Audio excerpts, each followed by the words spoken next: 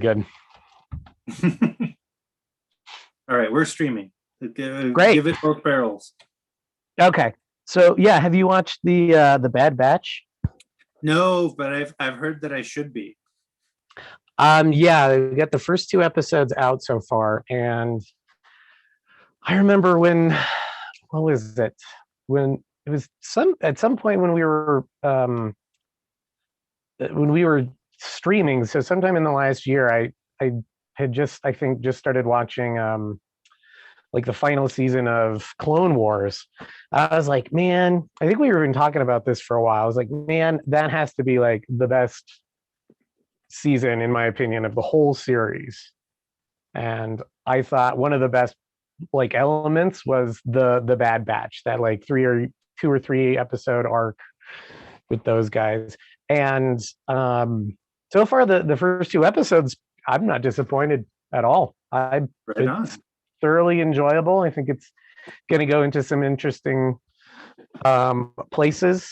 With a lot of the that Star Wars animated stuff, there's some kind of tired tropes that they trot out, but it's good. It's fun. Right on. Yeah. So I I don't know if I made a mistake or not, but I started watching Invincible. Oh yeah. I really like it, but that first episode really, like, I'm not kidding, it Oh. fucked me up. Yeah, man. And I read the first I read like the first three, I might still have them, the first 3 volumes of the comic book. Mhm. And it is, I mean, that's pretty much what happens in that first episode.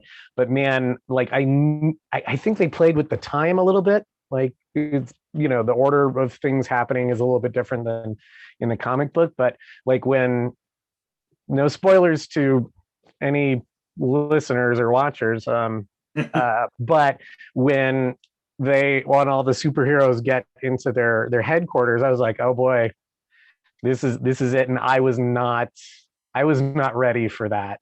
That was it was you're right. It's especially, ooh, man, and it just goes on and on, Yeah, it's man. like 5 solid minutes of just gruesome, Yeah, horrible violence. But I know. I have to ask then, because have you seen all of what's out? Yeah. The last episode was of the season was last week or the week before. So I feel like if I'm gonna watch, I want to watch it. It's Yeah. good. Mhm. If I watch episode 2, do I have to get ready for anything like that again? Because like Um, I feel like I have to steel myself for that. you know what? From what I remember, there they kind of spread it out. Do we have any viewers?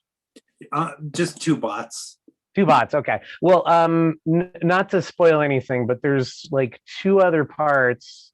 One, I believe, more in the middle, and then one at the very end. So, well, there's a little bit maybe in episode 2, but it's not nearly as bad. But like the second time you get some of that ultra violence, it's not nearly to that level. Mm-hmm. And the last one, oh boy, I still don't think it's quite as bad as that first, because that first is just so shocking. And um so there's a little bit more, um but I think you'll get a sense of when it's going to happen. um so yeah, I don't think you have to worry about anything in episode 2. um but then again, it might lull you into, oh, I'm watching another comic book cartoon, and then bam. So I think it's worth watching the whole series. It's interesting, and you know I definitely intend to. I will say though, there's a part in the very last episode, and this doesn't spoil anything, but there's a part where I wondered if they maybe rushed the animation, or if they had to go somewhere else, because it looks like the same style, but there's just this weird little thing where just little parts of like the character design are not quite right. It's just totally weird towards the end. Um, I like bet the you they last, were. probably, yeah. That was my guess. They went for a, we got to get this out, and so we'll just get another company to finish up this last, the last 30 minutes of the final episode or something. It was just really weird. I was like, why does it look different? It just, but yeah, I think I think it's worth a watch. Right on. I think like if I haven't watched a lot of honestly I haven't watched any of what is The Boys, Oh yeah. but what I understand from that, it's like it's a very similar premise. Not equivocally, it's not like one for one, but there's a lot of the similar things going on. Yeah. But everything that I understand, I think I would like not ever having watched The Boys. I think I like this way better than I would ever like The Boys. Yeah, it seems like I'm trying to I'm trying to I'm trying to think because I enjoyed both seasons of The Boys. Um it's like I don't know, it also gets, ultra violent and pretty graphic. Um but um I don't know how to describe it. To me, it seemed just way more like gratuitous and not exactly necessary in The Boys. It seemed like it was going for, shock value. Um, Whereas with Invincible, I don't know. I mean, it's obviously going for shock value, but it maybe being in a cartoon, it was just so just like genuinely shocking to see this, um, and from a character you didn't expect. Mm-hmm. Um, so um, there's a lot of fluff in the Boys though. There's like this romantic plot line, and I'm like, I really don't care about either of you two getting it on or your relationship problems. Just just get me back to just get me back to oh what's just get me back to Bones from Star Trek, the remakes. What's You're his talking name? about Carl Urban? Carl Urban. Yep, yep. Carl Urban. He plays one of the boys. Because I always mix him up with the country singer, something Urban. Keith Keith Urban. Urban. Yeah, I think it'd be a much different show with Keith Yes. Urban. Yeah, but I think the first time I tried to watch The Boys, I I think I made it 10 minutes in, and I'm like, no, I don't care about any of this. Like 10 minutes in, I was just like, oh no. I think I was just bored with the whole day, and so I went to do something else. But I eventually get around to watching it, and it's fun. It's an interesting concept behind it all, and if they come out with the season 3, I'll probably watch that too. So yeah. Still no one else. They're missing out on some golden discussion here. Oh, I know. Uh,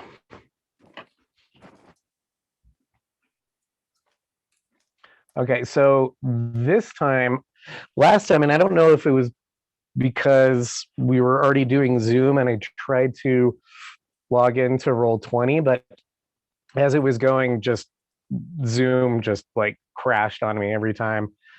So I logged on to Roll20 before I got on Zoom, and it seems to be working. I was about to ask, who's Beetlejuice in the icons? And yeah, okay, I think I can tell who everyone is now.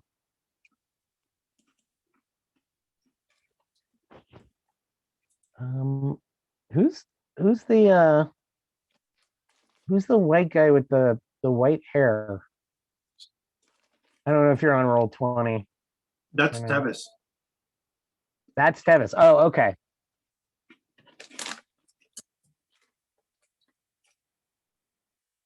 He looks very, very concerned, or very constipated.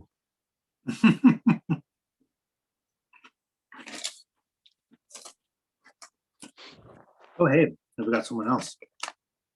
Woo. Like a human being? Well, yes. Oh, hey, welcome, welcome, human, fellow, welcome, fellow human.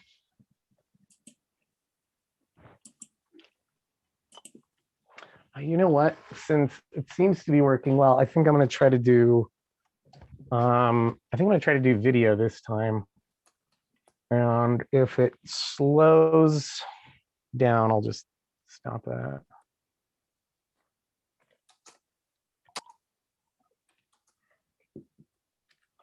Hello, loves.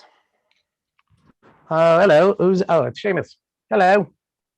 Hello.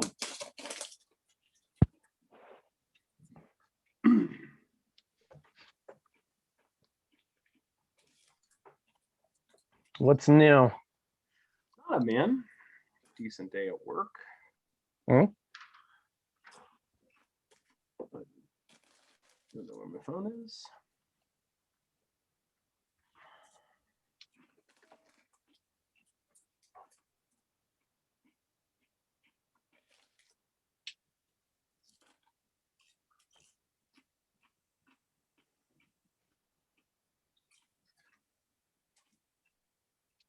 My chewing's not too loud, is it? I can't even No? hear it. Okay. I always worry about that kind of thing.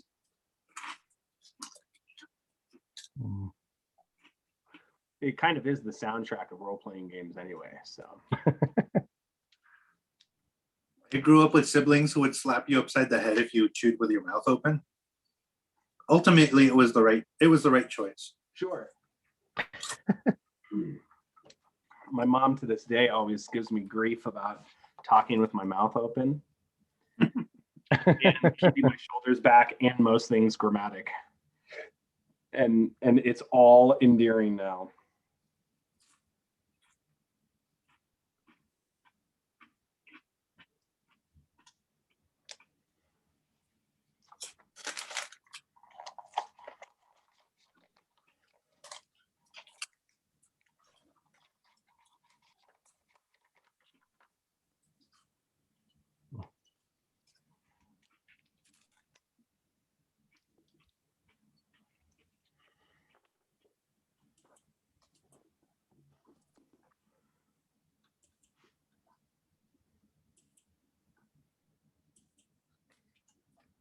I really need to get a new background for when we stream, because I paid someone to do a bunch of them that were winter themed for Icewind Dale, and now it's like, well, okay, we're on a glacier, but what does that have to do with St. Louis? I always want to put a fireplace on my projector screen, and I've like wanted it for a while, and I've never done it. Or like an aquarium. My goal is if I could get an aquarium, but have an 8-bit Echo the Dolphin just swim around the live aquarium, that would be dope. I loved those games.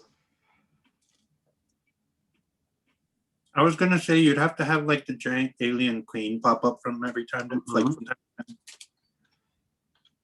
Yeah, that game was beautiful, and I feel like a lot of indie games in the past few years have like emulated kind of that sense of, you know, aquatic serenity, you know, like games like Azul, and I think Scuba is what it's called, or it's another one. It's another like, you know, kind of monosyllabic single word name.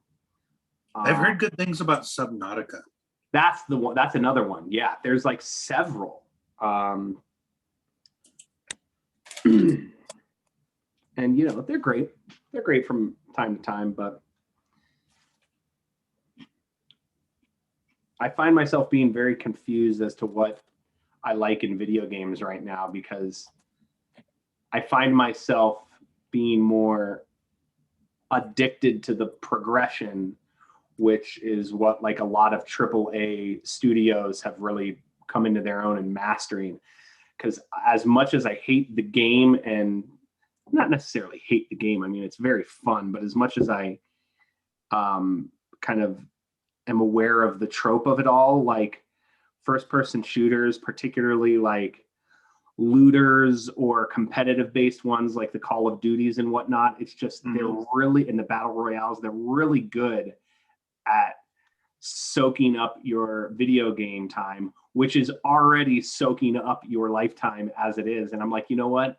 There's so many beautiful, wonderfully crafted games out there that I'm just not playing because I have this sense, this drive that I need to come back to. And I found myself like making an active effort to just not play those games. Like just say, you know what? No, I get an equal satisfaction from gameplay in general. And I actually, since Ryan's in the Grand Canyon right now, I borrowed his Nintendo Switch. So I'm Nice. finally cracking into Breath of the Wild for the first time ever.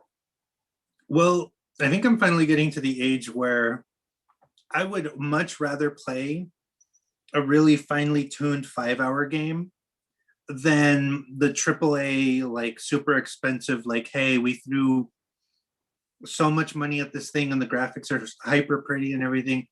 You have to play this for 40 hours to get everything you need to out of it. Or it's endless because of the multiplayer aspects of it. Or it's another MMO.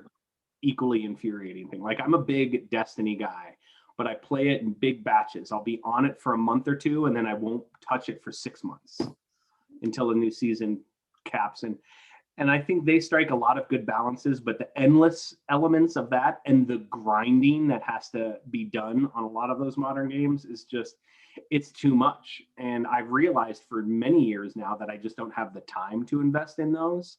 So it's very much what you said. Like I prefer those 2, 4, 8-hour games that are just really envisioned. Like really my favorite game, I've talked about it several times, being Hades, is just, I can't find a bad thing about it. It's just beautifully crafted, and sonically it's there, and I just love it. So when you play Destiny, do you play with Sam? I used to a long time ago, but I haven't. I've barely spoken with Sam. I used to see him all the time when my girlfriend is the sax player in one of the bands that he's in. My ex-girlfriend from several years ago. So that's where I'd first met him. Oh, wow.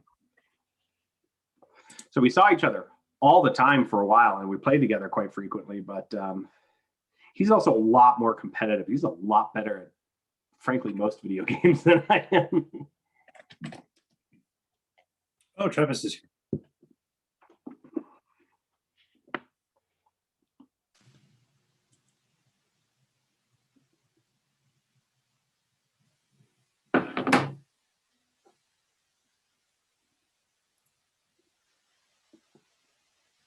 Hello. Yeah.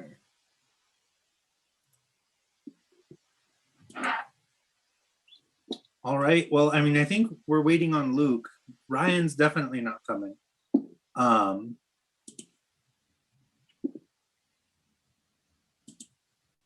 And I think that's it. I think that's who we've got. So we can go ahead and get started soonish. And then I might come back to this topic when Luke is around. And of course, I feel bad that Ryan has not had a chance to respond, but of course he's in the Grand Canyon, which is awesome, by the way. But how are we feeling then? I did get a bunch of responses, and thank you for responding to my email. That was really awesome. But just to kind of get an idea, I feel like we're still kind of half and half, which is totally a fine place to be. But I wonder with the 2 weeks of Monster of the Week and the 2 weeks of Rifts, how are we feeling about how we want to go forward? I have exciting ideas for whatever decision we make, but I'm curious to see how y'all feel. If I had to choose one, it would probably be D&D with a new character. And I kind of like the idea of mashing it with the Tuesday world. I'm really excited about that prospect. Like, I want y'all to know, it's like when I run a game, I try my best to make it something that I'm really excited about. And I feel like I've done a really good job of doing that so far. But like, I've had a pretty good track record of like having, okay, these are two games that are going to somehow exist concurrently. And I could make that really, but again, same thing, different direction. If we continued with Rifts, not only am I super excited about that, but that also has, because they're in the same like multiverse, that also has the potential. I could have those cross over at any point. Oh my God, so many choices. So you guys, I would love, because I play the Tuesday night game. So I would love for there to be crossover. Do you know what I mean? Like, I think that would just be really cool, but it doesn't matter. I'm down with whatever. I really am. Whatever people decide to go with, I'll just kind of flow. It's fine with me. Like I said, like, I'm not ready to give Nala up yet, but I'll just return to her at some other point. Like the fantasy games, I could do whatever I want. Mhm. I could do what I want. Yeah, and then for my part, you know, kind of like what I said, you know, I'm interested in exploring Rift some more, but yeah, if we go with D&D, yeah, I've got like a bunch of characters. I'm excited to pick one and you know, give them a shot for, you know, for however long. So, you know, continue my streak of being non-committal. I did say that if we do riffs, I need a new character. Like, I'm fine with this short thing with this canned character, but I don't, and it's probably my fault, but I just don't like them. Well, Ish said that we'd kind of build if we were going to continue with it, we'd really customize and build our own. Yeah. That's cool. Again, I really am down with anything. I'm not beholden one way or the other. And Seamus, I know that you've got kind of a different pony in this race, but what do you feel like? Because what we pick will be what you will eventually come back to, very, very likely. I think you guys should flip the script entirely and just do a web video series that is just you guys watching a bunch of old bad films and commenting on it, Mystery Science Theater 3000 style. I mean, well, I have a, probably. I have I think a, well, this wouldn't work very well, but I have a DVD copy of Robot Monster that I've had for about probably 7 years, and I still haven't watched it. I'm just afraid of how bad it is. Does anyone do that, but with like old school video games? I think that would be fun. Ooh, I'm sure that's an somebody does idea. something like that. Yeah. Would be pretty cool. like those weird ones, like the Domino's video game that like Domino's Pizza put out, or like Pepsi. Yonoid, which Yeah, by the way, Yonoid. they're bringing back that mascot. Yeah. Man, no, I would say with as cool, like if my pony was still in the race here, with as cool as Rifts became, I probably would have made a bid for turn this into a campaign, and then we could come back to D&D in 1, 2, 3, 4 months. I was also coming to this before I made the decision to kind of do my other creative things. I was actually, after initially not being like this, fine with letting Fanix go, at least for now, and starting a new campaign with a newer character, especially since so many people were liking that. And just putting Fanix and putting all of our characters on ice. And then in the inevitability of coming back to all of those characters, and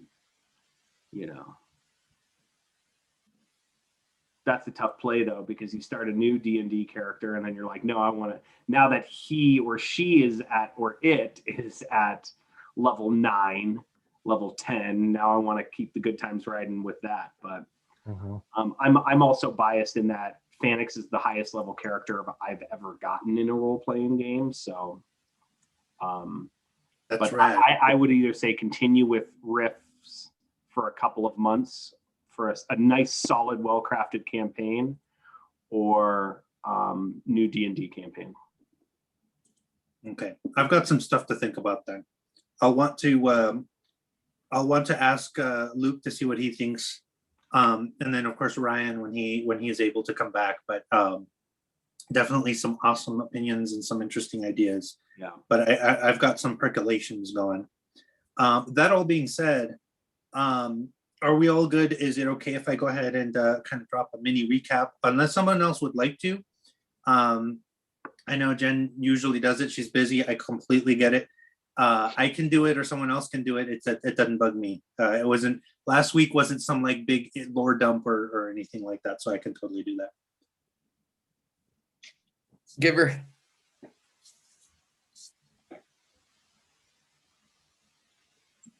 And of course, I have Fine without it. gummy I'm fine bears without as soon as.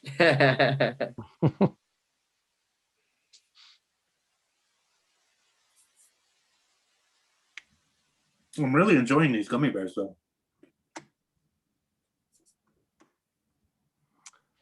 My wife has found like a company that does gummy worms and gummy bears, like amazing. I'll have to see what they are, but even when you crack the bag, it permeates in the room. It's like, ooh. No, one of my other groups, we've got this running joke because I was trying to run a game while eating peanut brittle. And I think the game ended up getting like half the progress that it normally would have been, because I was just like, oh, I'm sorry, this peanut brittle is so good. Like every 5 minutes. But anyways, no, last game, at the onset, you all had met a strange, let's say, android named Tevis Francois, who you initially thought was supposed to be some high-ranking member of the coalition states being this kind of weird pseudo-futuristic fascist government in the post-apocalyptic Earth setting, known colloquially as Rifts. But so Tevis was not the person you had thought he was. He's not the person who you were hired to get in the barest terms that the coalition had hired you to do. And he explained to you that he had come here from far away to find a satellite station because he needed to do something very important. He spoke in kind of these weird, mysterious overtures, not really explaining himself terribly well. You were interrupted as you were talking to him in the abandoned and ruined parking structure that you had found him in. And he was being followed. And eventually you realized two things. A, you found a glitter boy, and that glitter boy pilot was a pretty decent sort that you kind of met and had some conversation with. Excuse me. And B, that one of the people who had been following Tevis was what is called a Shamarian Monstrax Rider, or a Shamarian warrior woman. So she approached trying to be sneaky. She did not succeed, and basically said, I'm looking for this man, described him and said, do you know where he is? And all of you kind of did your best playing dumb, hopefully playing dumb, and basically told her, no, we don't know where this man is. And she kind of skulked away, making promises that if she was to find him, that it wouldn't be such a nice meeting next time. But she left. And finally, you were able to get to the satellite station in question, which was kind of partially submerged. over the course of 300 or so years, give or take a few decades, had been basically buried underground, much like a Pompeii or a Vesuvius. But in getting to the satellite station, you had a protracted battle with two Guardian robots from the Golden Age. Thankfully, you were able to at least disable one of them without much trouble, and more or less destroy the other one. And I had mentioned if you all want to like hold on to those and maybe sell them to a collector, they'd be worth quite a bit. But you went inside of the satellite station.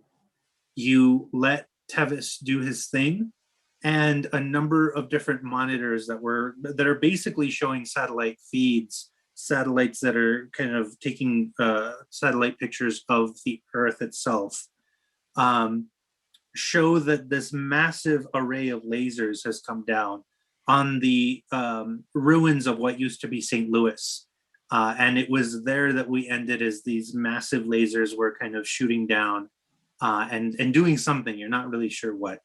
And we open on that scene of this closed circuit, so to speak, video of this strange mayhem that is occurring, possibly just miles, if not hundreds of feet from where you are. You do hear and feel a rumble. And that just happened. That wasn't at the tail end of last week. I mean, that was like, and we like, if it was a TV show, it'd be like to be continued as the lasers were coming down. Got it. What the hell was that? That's not what we agreed to, Tevis. Where did that come from? Well, I'm sorry, but this was all part of my plan. It was necessary, of course. If you're wondering where it came from, it's very, very obviously from the satellites that orbit the Earth. Yeah, that looked like an orbital strike. How do you know? Sorry, I'm, what were you going to say? I'm that's stifling that even happened as easily and or as on time as it did. You really do have a significant level of control of orbital or suborbital communication, don't you? I do. And this is exactly why the coalition states should never get their hands on me. But to what end do you wish to use these? And Tomiko, were you about to say something? Why should we help you? What are you doing? Let me illustrate exactly what I'm trying to do. And he taps some buttons and kind of strokes some keyboard. Goes wild on some keyboards. Like it's like a 90s hacker movie where he's just like going crazy and like it doesn't mean like anything. Shall we play a game? Flying through the digital city. But he orients a few of the different satellites to kind of give you a weird triangulated view. And although the satellite strike has kicked up a bunch of dust, you do start to see what he has done. And as a matter of fact, it appears that he has used the satellites to carve an image into what used to be St. Louis. Oh, What is the image of? yeah.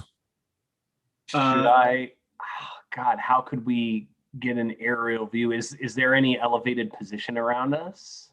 Well, you're he's seeing showing it. us the area, Yeah. right? Oh, he's showing us. Like Okay. you're seeing on all of these different monitors, they're kind of showing different angles of the same picture. And like I said, there's dust everywhere and it's kind of starting to clear, and you're getting the sense he didn't do this to destroy anything necessarily, although he did. There was definitely like swaths of destruction cut across the landscape. But what he has done is he has carved like I don't know if you've ever seen like in South America where they have like those giant lion creatures like the Mhm. eagle and the snake and all that. It's very Yeah. much that, although with the dust still settling, you're not able to see the whole picture, but he's just showing you. See, with his one good arm, I merely needed to communicate with someone. This is very important. Did you kill anyone? Do you even think about that? I presume demons. Were you attached to any of them? He's not lying about that. No, but it seems to be a little shooting from the hip and some blatant disregard for life. I gotta be honest, you know, I kind of agree with you here, partner, about not letting this fall into coalition hands. But furthermore, we've seen the level of discretion they do or do not wield, and how are we going to keep this power from getting to them? They're already throwing their best efforts at obtaining you. With what just happened, they're going to amplify those efforts by a force magnitude here, partner. How can we be sure this won't get in their hands? I have a number of contingencies in play, but you have to understand, as careless as this may have seemed to be, that I did this, the orbital drawing, if you will. I've been waiting over 300 years to be able to do this. Who are you trying to communicate with? Well, I was not the only one who was lost in the catacombs of the satellite infrastructure. I went in after looking for someone who I think is still out there, trying all manner of things to search decade after decade, century after century. This is my last hope. And if this does not yield anything, then I will give up. And if I give up, there will be nothing for the coalition to claim. First and So wait, foremost, this person that you're looking for, they're in the satellites? In the network? Yes. And they have access to this? Or to I do see not at least? It's difficult. Perhaps it would help if I explained what is going on. Oh, yes. Please. Yeah, be my guest. Is the person a physical manifestation? Not as such, no. Very much like myself, or that is my hypothesis. may or may not have a body, may or may not be a computer protocol. Okay. I'm In the weeks leading up to what you call the Great Cataclysm, the day of the ley line storms, when your world, our world, was wrenched away from its comfortable clutches of civilization, I was a scientist, someone that I hold most dear, had been lost in a digitization. She became ensconced within the blanket of satellites that now circle the Earth. I attempted to go in after her, and in doing so got lost. And then the day came when everything was torn to sunder. During that time, I did everything I could, leapt from satellite to satellite, searched databases endlessly. One satellite might take me days to scour, another dozens of years. I'm at the end of my limit. If she sees this, she may respond. If she doesn't, then I will have considered it an honest try. How are you Eh. expecting her to respond? I do not know. It could be a radio signal. It could be another laser strike. For all we know, it could be a drop pod. But I expect she'll respond if she sees it. And I had to be as audacious as possible to make it happen, make it obvious. Do you seek something other than a reunion with her? Is there something she will set in motion that you are trying to accomplish? I merely wish to correct a mistake. Can you tell us what that is, or? Not until I've done it.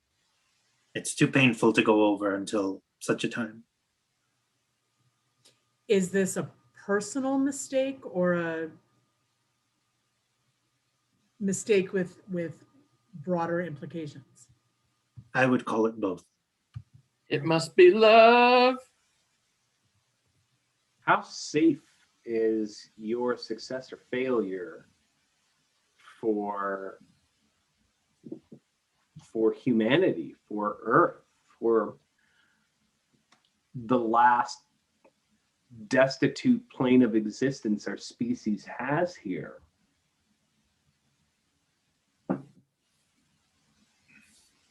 I suppose that what I am doing is mashed potatoes compared to the problems that you are all facing. You, of course, know that there is a massive destructive alien force in what used to be the Atlantic Ocean. There is a squid that is as large as a continent sitting somewhere in the Pacific. Vampires are running rampant in the southern parts of the Americas, while the northern Americas are being torn apart by constant war. This, what you are describing as a threat to humanity, is nothing. It is a drop. I'm just trying to weigh one potential existential crisis to the many others that we've already faced here. What level of comfort do you have letting my core electronics package get access to at least the communication side of this satellite network you have contact with?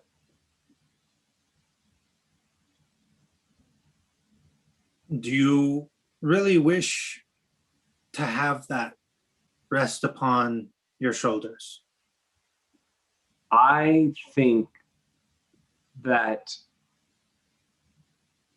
the ability to instantaneously communicate with at least our party for now will be a great addition to our ability to fight with you and for you. Furthermore, I want to know how to shoot that laser. That's dope.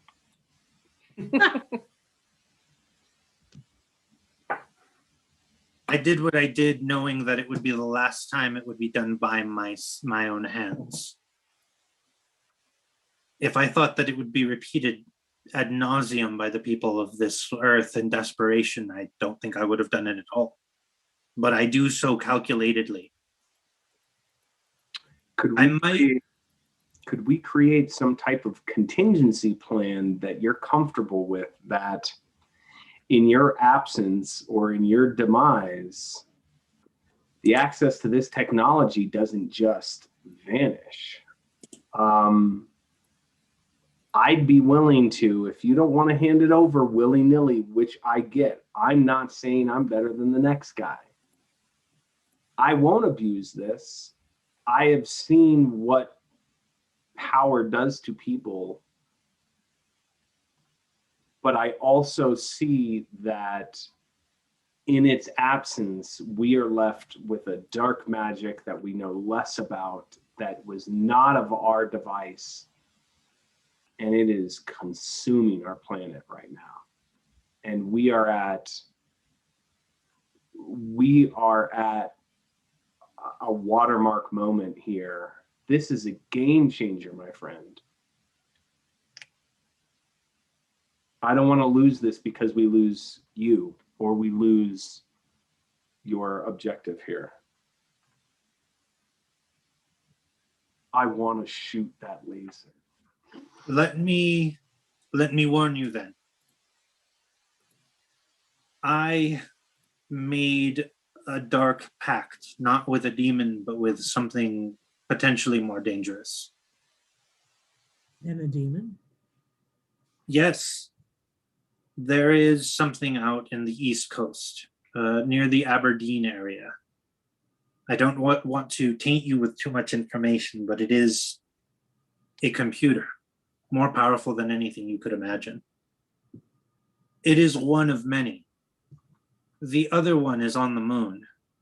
And if we collectively make trouble within the satellites, it may come for us. One or both.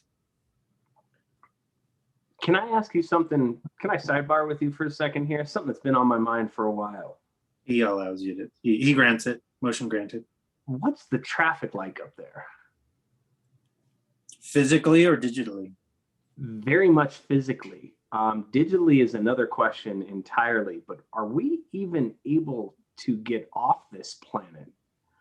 I have heard of such phenomena that I had a sneaking suspicion happened to this planet, where one thing collided with another, which collided with another, which collided with many others, and we are swarmed with space trash. Can we even get off this rock? Not in the way that things are currently. But if we were to fire a rocket into the air the way they did in yesteryear, would that thing immediately get torn up? Yes. It's the Kurzweil effect. In so many words, he describes there's a Skynet on the ground somewhere on the East Coast, and there's a Skynet on the moon. Basically, in like as simple terms as I can kind of say, the Skynet on the moon is the most dangerous one because it can turn those satellites in on the Earth. Right now, it does not have an excuse to do so, but he's trying to tell you if you mess with this too much, it won't hesitate to carpet bomb and maybe cause another cataclysm. So there's other digital traffic up there too. Yes. Hey, Ish, can we through the monitors, can we see what the image carved into St. Louis is? Can we get a better idea of Yeah, what is that clear he now? actually drew at this point? Yes. It says Gloria come home. Oh, Oh, okay. Well, Like a message. Like in fancy.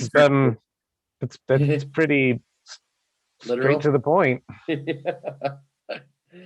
I'll see if I can decipher this. Please. but it's in wingdings, so that's the problem. Yes. Little did you know, all of the Skynet talks in wingdings. That's the only font package that was installed. So, I don't know, folks. I'm with you, buddy. You know, I'm with the technology you wield. You know, generations past had an immense opportunity with communication. And, you know, I don't want to go down the route of destruction that antiquity has kind of proven, but I'm with you, man. How can we help?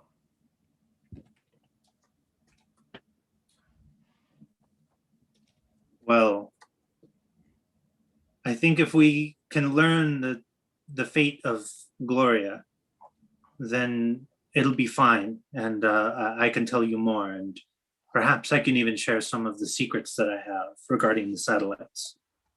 But if not, then I am worried that something more dangerous may happen for us having meddled. But we will Now- need. Go ahead. You go ahead. Now that I'm sure the coalition is alerted, how many satellite stations are there where they can decipher? Can they decipher which location we set this off from? Or is there so many that might be safe? They would have no way of knowing who sent the signal, but they know that it came here. Right. And do they know that you are not the actual senator? That you are an android? They do. The brief Okay. time that they had me in custody, they understood exactly what they had. They Okay. did some scan. All right. So where is it we have to go for this next part to try to find Gloria? Is that our next step? Is that what we're So- doing from here? To kind of cut into like this thick lore exposition conversation, you see two of the screens kind of change what they're outputting, and one of them shows a capsule or a drop pod being dropped, and it kind of shows that it is going towards Mexico effectively. And it is kind of a shining with like a blue beacon. Another one is being ejected from one of the satellites onto this location. Whoa, whoa, whoa, whoa, whoa, whoa! What's that? What's that? What's that? He just says, I think that we have not been noticed by the coalition, but Archie 5 is sending repercussions. Is that the moon computer? That would be the one, yes. RG5. Oh, guys, this gets better and better. This is getting better. I'm pretty sure this is getting worse and worse. No, it's getting actually. better. Did you see what that thing just did? What can you, Tevis, can you tell us what those things are? I don't know, but the one coming towards us is it's dangerous. Shit. It bears the insignias of the Golden Age United States Army. Oof. You do know of the United Ooh. States, do you not? Guy. What's that? So what should we do right now? Yeah, magic is dangerous, but that is also dangerous. I like that. That is dangerous. We may wish to flee. Well, I think we don't have a lot of choice, do we? We're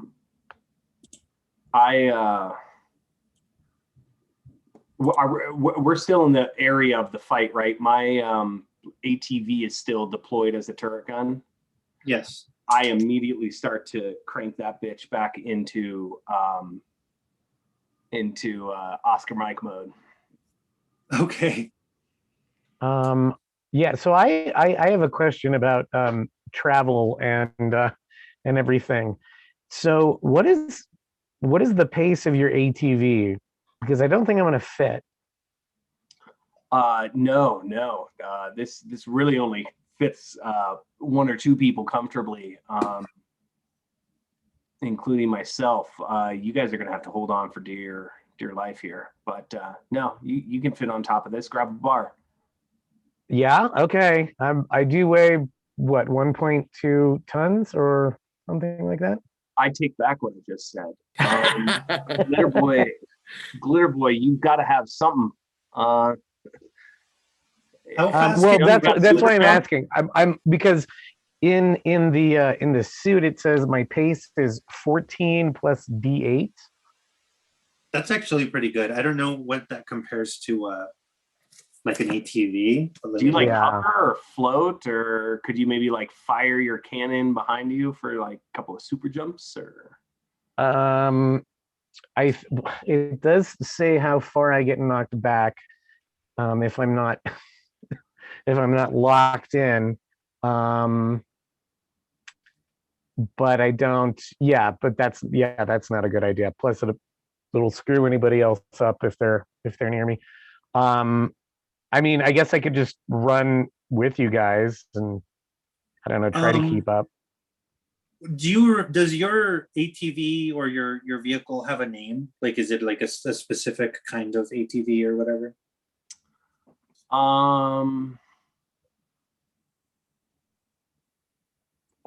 Let's say this one doesn't, because it's not a vehicle so much as it is like a modular workstation that can be an offensive turret, and then wheels pop out.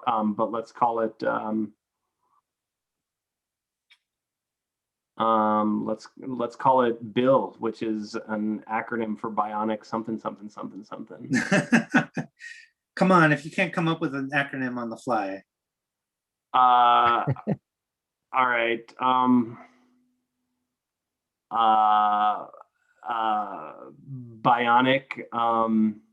Bionic installation. Bionic interlocking Okay, there you go. logistics. Land Rover. Land Rover. There we go. That's one word, right? Yes. Land Rover? Land Rover? Hyphenated, maybe. Yeah, hyphenated. Yeah. So I presume that you all are kind of skedaddling out of the satellite station. As you make your way out, serendipity has smiled upon you because the Shimerian women were waiting for you, but they are now engaged in a combat with about 5 gargoyles. And when I say gargoyles, each one of these creatures is easily about 20 feet tall, the gargoyles. So it's there's 3 of the Shimerian warrior women against 5 of these like massive giant gargoyles. And they're kind of going at it and ignoring you, all parties involved. Why And you see the waiting for us? So the one that saw you, this is kind of I was just going to see if you kind of caught what was going on. But the one that followed you, there were more, so they were going to do like the whole Jurassic Park, Velociraptor thing. But they just chose not to, and they followed you to the satellite station, and they were like, all right, we'll just wait until they come out and then we'll get them then. But then the big satellite strike happened, and it kicked up all of the demons who were like, oh shit, we're gonna have to go maraud or whatever. And so then they had to start fighting these demons with their big relatively loud guns, which is now giving you the opportunity to get the hell out of Dodge. Okay. But as you are escaping out of that area and kind of getting to the outer limits of the St. Louis area, while just everything is crazy and all of these demons are flying and running all over the place, you notice a bright shining beacon as it is kind of falling down in the sky. It would be like a shooting star if it wasn't daytime. But it is changing its course and making its way towards you. Let's go. Get in. Let's head for Mexico. How far away is it even? Are we even able to tell how far away it is? It's like you can try and outrun it. You don't think you're going to be able to. Well, I haven't actually fired off this massive gun yet. If you guys want to, if you all want to get the hell away from me, I can try to shoot it down. Do you think it's worth alerting? Are we far enough away that the Shimerian and the gargoyles are going to hear it? Well, they'll definitely hear it, but if we don't run away from this or destroy it, I don't think it's going to matter who hears us. Blast away. Okay. Yeah, so okay, so just for this weapon, let me double check here. everyone within a large blast template. I don't know how big that is, but all of my allies need to get out of that area, or I'll else. say as long as they get like outside of, we'll call it a 15-foot range. Oh, really? Done. Oh, okay. I mean, Um, I'm just talking out of my ass, so Okay. we might look it up later and be like, oh no, it's 200 feet, whatever. Okay. I'm just Yeah. it's 15 feet. Yeah, I have a feeling if this thing is coming from so far above, everyone's going to have enough time to get away with a proper amount. So I don't know if y'all want me to, I'll try to shoot it down with my big old gun. So my range is 250, 500, and 1,000. I have, where is this? I have a, So that range means that your accuracy uh-huh. is reduced the further out it is. Right. Yeah. So yeah, like the first number is normal, Is normal. right? The next one is like -2. The next one is -4, or it's -1 and -2. I can't remember which. Okay. Yeah. So yeah, I do realize here that I have a built-in depth gauge. So I'm wondering if I can use that to kind of track its distance from me. And I want to try to start firing off as soon as it gets within 1,000. All right. Range. Let's see. Could you give me like I'm kind of trying to think in my brain here. Is it an agility check? To shoot. Or like Yeah, actually, better yet, shooting a is tech- parenthetically agility. let's do like a technology check to see if you can gauge the distance with enough time. Okay. Let's see here. I don't see technology. Can I assist him on this? Is that a Or like a mechanic? computer check. Yeah, I would allow you to do so. Yeah, there's electronics, but I don't feel like that's. I think that's meant to be a catch-all. So let's say. Oh, let's call- okay. Okay, let me just double check, make sure I have yeah, so Literally, electronics. I could put my adaptive optics on you and add a little tech to your technology. Okay. I don't know if that would, I don't know how, I don't know the mechanics of how that would aid me. I don't know if anybody else does. Neither do I. I would. Yeah. Aid you. I do have certain technology and So he can assist you if Ish allows it. Like he can roll something where his optics help your accuracy. I have a targeting eye. Grants Yeah. +2 to all shooting rolls for weapons. Maybe I can be your. Okay. yeah, maybe we should have Beetlejuice do that instead of him taking the wheel then. I can be your Okay. spotter. and I'll just say- 'Cause I've got technology bonus, but that sounds very directly helpful. Yes. Yeah. I don't, okay, sorry, again, I also have cybernetics. It says cybernetics 20. I don't know what that means exactly. And it's 20. But I'll go ahead and just roll the electronics. I do have something that says +2 versus smart or spirit-based tests. I don't know if this is a test. I would call it yes, and it was smarts would be appropriate. Yeah, because yeah, electronics is smart. So I get a +2 Yeah. on this. And let me see here. Something weird with my. Okay, so I get a D8 and a D6.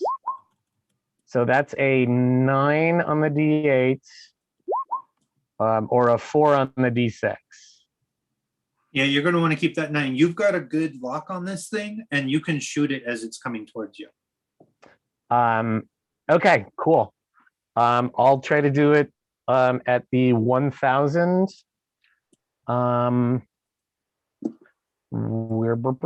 Let me see here. So shooting is also D8.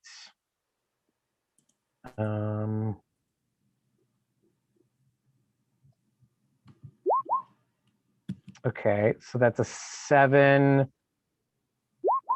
and that's a 3. So what do we think the third distance is as a penalty? I think it's like successively by 2. So the first penalty is 2, the second penalty is 4. I think 6 is the max, if I'm not mistaken. Okay, so yeah, that would be so that would only be a 3 on. Wait, no, wait. No, if I'm using the boom gun, I have +1 to hit. Okay, so that's just enough. You managed Ooh, to hit. all right. Sweet. Do I need to roll damage? Yes, absolutely you do. Okay. So let me get this. Wait, what is that? 5? Oh, okay. For some reason, I thought it said 5d5, and I was like, that doesn't make any sense. So 29 armor piercing 25. Okay, you put a giant hole in this drop capsule and knock it off course, but it shoots. It like then kind of veers off and hits it hits the Earth's crust and causes a massive explosion. It's not quite what you would expect. It's not like a nuclear explosion, but it's very loud and very, very, very bright as it just kind of impacts with the ground. And there's a moment where it's like, one of those video games that's kind of cribbing off of Saving Private Ryan, where it's like the ringing in your ears. Not you, Golden Boy, because you've got all of your fancy armor protecting you. But then like it's your senses coming back and the ringing in your ears and everything's just kind of happening. And you see a smallish mushroom cloud off in the distance where this thing landed. And you believe that over the kind of noise that has been created by all of this, you hear what appears to be some kind of a digitized roar. Well, yeah, Golden Boy's never played Horizon Zero Dawn, so that is odd. Nonprofit demon orphanage. Oh, come on. Yeah, by the way, when he lets this thing off, it is a tremendous concussion of a sound, and even though his legs are secured and locked, it kind of like knocks him back. But then he like rights himself back up, and it's pretty badass. Yeah, I mean, I'm only being so ridiculous about this because this is exactly how they wrote this out in the books. Yeah. But they've got a whole diagram for like, they're like, look, this is what happens when he fires the weapon. It's like a big giant laser drill descends into the ground to stabilize it so that you don't just fall backwards when you shoot it. That's how powerful. Yeah, you don't launch yourself. That's not quite how I thought that looked, but that's pretty awesome. That's way cool. But good thing Maynard is like half deaf already. Like it's like written into my character sheet. Like, well, then you could actually technically stand to be a little bit closer, because if you're hard of hearing, that's better. Huh? I just imagine Maynard with one of those like those horns. Yeah, like Baron von Munchausen. Yes. But with all of that said, what do you do? Like you've got the Cimmerians and the demons tussling. Thankfully, they see that happened, but they're like, shit, we still have all of this going on. Uh-huh. You have reason to believe that whatever that thing was, wasn't destroyed in that explosion and wasn't destroyed by that Glitter Boy shot. And even Tavis says, I think we should go now. We have time to escape or time to investigate?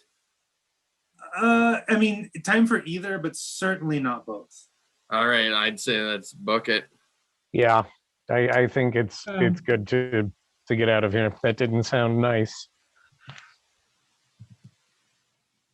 We'll let it attack the Cimmerians. In this time, do you think that's an appropriate amount of time to have taken my modular turret thing into a mobile thing. I would allow that. I can make whatever roll if need be, but yeah. Remind me what your pace is, Golden Boy. It is 14 plus D8. Plus 1 D8. That apparently comes out to like about 10 or 20 miles per hour, somewhere in that vicinity. And Oh, the okay. ATV goes 120 miles per hour. So Oh shit. you would not be able to necessarily keep pace with that, unfortunately. Glitter Boy, do you have wings of some sort? I have jet boosters, but like it's only gonna. I will give you this as an alternative. The Glitter Boy is meant to be worn almost at all times, but it also is handy for being basically transported. So I would allow you to use a hitch to put it like on wheels and basically bring it along with you. Okay, put it on wheels and then just kind of drag it behind. Yeah. I was hoping I could paraglide it. All right. Well, this thing's already pretty beaten up. All right. Yeah. Just Wheels up. oh, this is so demeaning. Just hook me up to it. No, don't worry about it. Don't worry about it. Toe hitch is my specialty. Mhm. All right. I go ahead and lock in a toe hitch, and I find a place on Glitter Boy to throw a nice little hook. Secure the hook. Yeah. The pilot stays inside though. He doesn't come out. Oh, so you're gonna like hang out inside the Glitter Boy as it's like, in fetal position, just rolling along. Yeah. Yeah. I think he can handle it. Don't forget Terry. Terry, over here. We're over here. Follow the sound of our voice. Terry's still wandering right toward the wall. Terry, just to catch you up. So, long story short, Tevis tells you that he is a man who digitized himself in search of a loved one who was accidentally digitized and uploaded to the satellites before the cataclysm happened that basically led to what the world is now. He used the lasers from the satellites to carve a message to that loved one, and he thinks that it worked. However, in addition to that, something else came from up above, from the satellites, and it seems to be after all of you now. Okay. So wait, he carved a note into what? Like the ground. Basically, he used the satellite lasers to I don't know if you've ever watched that Cowboy Bebop episode. Yeah, I was just about to say, it's like that episode of Cowboy Bebop. That's exactly where I got the inspiration for. I mean, let me be frank. I'm using like 3 different animes and like 2 different TV series. I mean, I It's hate Robot to, Love. I've never seen it. My first thought was the episode of The Tick where they carved something into the moon. Yes, that's very much like that. Only he finished this one. Yeah. It's not just like the C and part of the H. And so now we're looking for the satellites or the control. What was it? Sorry, I missed the last part. No worries. So 2 things fell from the sky. One of them is potentially whatever is attached to this loved one that Tevis is looking for. The other is probably something that's coming to kill you. Hopefully the 2 okay. really. Okay. Yeah, so And we've got a missile careening towards us, or we've got orbital, something that was launched towards us, and we have another thing that's landing in Mexico. okay. So And- we're trying to make a great escape and shag ass out of here. And has Ron Borg died yet? No, we're Thank God. We use haven't him as missed bait. So at this point in time, you are being descended upon by a veritable army of demons. And it would be my opinion that the thing that Ron Borg would want the most is for you all to escape safely. So he says, keep going, everyone. I'll hold them off. Oh, oh, oh, oh, thank God. Ron, we'll see you, buddy. Good luck. So you just see Ron Borg like with like holding two guns and just getting ready to like shoot them in the air like some, you know, some 90s action movie and like go full tilt running towards the demons. And before we see him go down in a hail of gunfire, he turns back and he says, I have a warrant out for my arrest for tax evasion. All right. It's Good. bad. I think Golden Boy will try to take some pot shots as he's being drugged behind.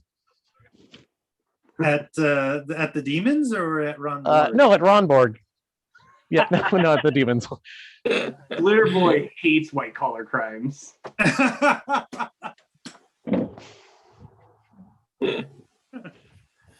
Oh, but yeah, you all managed to make it out okay, thanks in no small part to the valiant efforts of Ron Borg.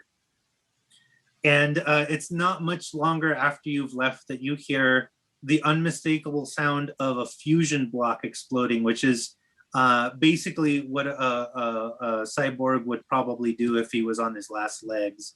And just this like massive, like if you could imagine, you know, like a small house made out of C4. That's kind of what this is, just big, huge explosion. Basically, you guys have like blown so much shit up. This is like a Michael Bay movie right now. Okay, so are we getting a deluge of demons as a result, though? No, basically they all descended on Ron Borg as he was like shooting and like going crazy, like again, like just like one of those 90s movies. And then they all descended on him and he blew himself up, taking a bunch of them with him. And they were like, oh, well, I guess that was the end of that. And so they all went back into St. Louis. So you're scot-free for the moment. You don't know if the thing that fell from the sky is still chasing you. You have a lot of different things you could do right now. But I leave it to you. Where would you like to go? Do you want to go back to Castle Refuge, which is ostensibly your home base? Do you want to start making your way towards Mexico? If you don't, very likely Tevis is going by himself, as he is wont to do. Or you could just do something else entirely. Tevis wants to go to Mexico to see what that other. Yes. And he doesn't. And does it have the same insignias on it? Like, do we know it's evil? No, there was a very brief moment that it could be seen from satellite. Not close enough to get, but it's not like a military thing. It's something else. Okay. In fact, Right. does someone want to give me a notice check? Sure. But we did know that came from one of the satellites. It didn't come from the moon, right? Correct. Okay. That's So why these two different pods coincidentally came down at the same time, but from two different places and going two different. Okay. I'll do a notice roll. Yeah. Oh, wow.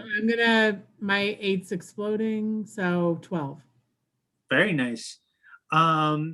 So you do in fact notice very closely, not only has this thing, the drop pod, it doesn't have like the weird wear and tear of something that was built 300 years ago, even though in the vacuum of space, it's not like, you know, you have to worry about much wear and tear. But it actually has a different insignia, like almost like a religious symbol. Oh. But it's nothing that you recognize from any history book. Tevis doesn't recognize it. Who's that? Tevis doesn't recognize it. He just like you pointed out to him, and he says that looks familiar, but I don't think I can place it. Tell Tevis to roll a notice check.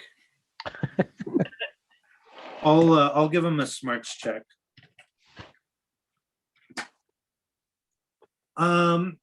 He says that looks like a piece of jewelry I gave to Gloria. It can't be a coincidence, but I don't know what it means. Do you think this is her message? I believe it is, but I cannot discern it. So we should not be afraid of this thing? I mean, I won't tell you not to be afraid of it, but whatever it is, I'm going to find out. You can come with me, or you can stay behind. Well, what's in it for us this time? Because I feel like we kind of got shanghaied before. So I was gonna say we're definitely not getting paid, but I wasn't there to get paid anyway, so it doesn't matter. Can we get access to a satellite or several? I can promise you some connectivity. Free HBO? Not TV. You know of this HBO?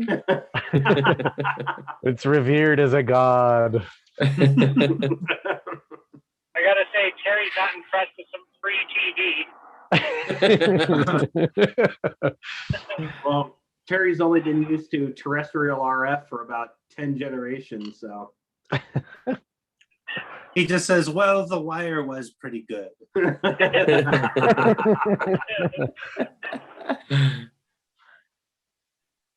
I'm in for Mexico. What do we know what condition Mexico is in? It would appear to be actually kind of northern Mexico. In fact, the lines blur where it used to be Mexico and used to be north of the United States of America, but it's in that vicinity. It's somewhere near the Rio Grande. Oh, so Tijuana. It's 1800s America. I mean, effectively. You boys want to go to Mexico? Yeah, did you mention as the GM or as the character that there's a bunch of vampires down there? As a GM, but Oh, it's okay. it's common knowledge. Oh, okay. So yeah, right at the Rio Grande, that's vampire country. Well, this Fort Refuge, I've certainly heard of it. Is there anything there that we might want to gather or take with us if we're going all the way down to Mexico? I think a restock might be in order and a game plan going. I don't know, Tevis, what do you think of that? A short, hopefully short sojourn to our base. Perhaps they could assist us. I don't know if you want to tell everyone else in their group, but it might be useful.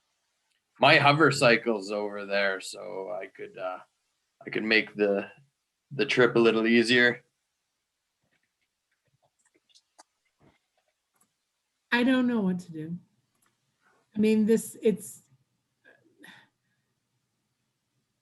with nothing more than curiosity, I'd like to follow it through, but I also feel like I'm still unclear how, as the Tomorrow Legion, we fit into this, and is it something that's going to help the existence of us, as we allow more and more magic to flourish, or are we playing into the hands of a devil we don't know? Well, that is a good point. Well, So are you? We were hired by the coalition Jenna, to sorry, Jenna. find Tevis, weren't we? We were. And now I feel like. And you're not. Go ahead, Terry. Oh, I'm sorry. I mean, you're not comfortable with this Tavish fella, or you're not comfortable working with him? Is that what I'm getting? I don't know yet. Like, I mean, he pushed a couple buttons and huge things, you know, shot into the earth, and then stuff has been falling from the sky and chasing us. And I mean, it definitely there's something shady going on, but I don't know if we're on the right side and we should be fighting with him, or So if we, go ahead. I guess my thought is closer to danger, further from harm kind of thing. Like, I feel the coalition that hired us is a monstrous corporation or government, whatever you want to call it. And at least this guy is one person that we can keep our eye on and make a judgment and deal with, when we decide what that judgment is. that's fair. That's logical. I agree. Plus- I think we've long ditched the mission from the coalition. Oh, Plus, yeah, I can smash him into scrap if we ever need to. Just pull him Well, apart, wire by wire. There we Yeah, we go. always have it. Yeah, that's in the back pocket. Yeah, we make sure Tevis is aware of that.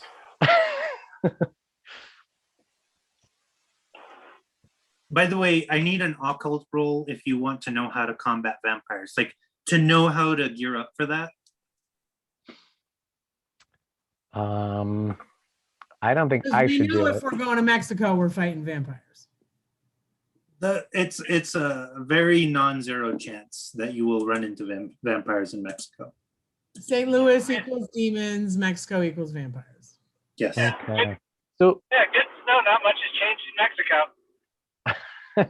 hey, so on skills, if I don't have I'll a, do occult. I have a D8. Okay, good. Because I don't have a strength in that. oh, nice.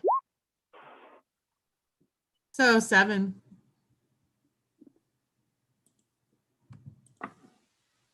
Not bad, not bad. Let's see.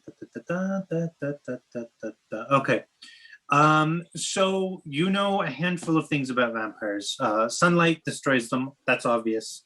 You're not terribly likely to run into them during the day. But if you happen to run into them at night, the most valuable thing you can do is have wood. Doesn't have to be like blessed or anything, but just a wooden weapon of some sort, a stake. And once they are staked, they are vulnerable to fire. There's some other stuff that you're kind of fuzzy on, but those are the big things. Oh, and silver. Oh, and what? Silver. Well, it looks like the guy with the bow staff gets the last laugh. So for a second there, you said they're vulnerable in daylight. But I thought you were about to say, but you don't have much chance of running into daylight. That was just very, very funny to me. Anyway. It's all nuclear winter in Mexico, right? You're kind of... Oh man, the beaches are shit now.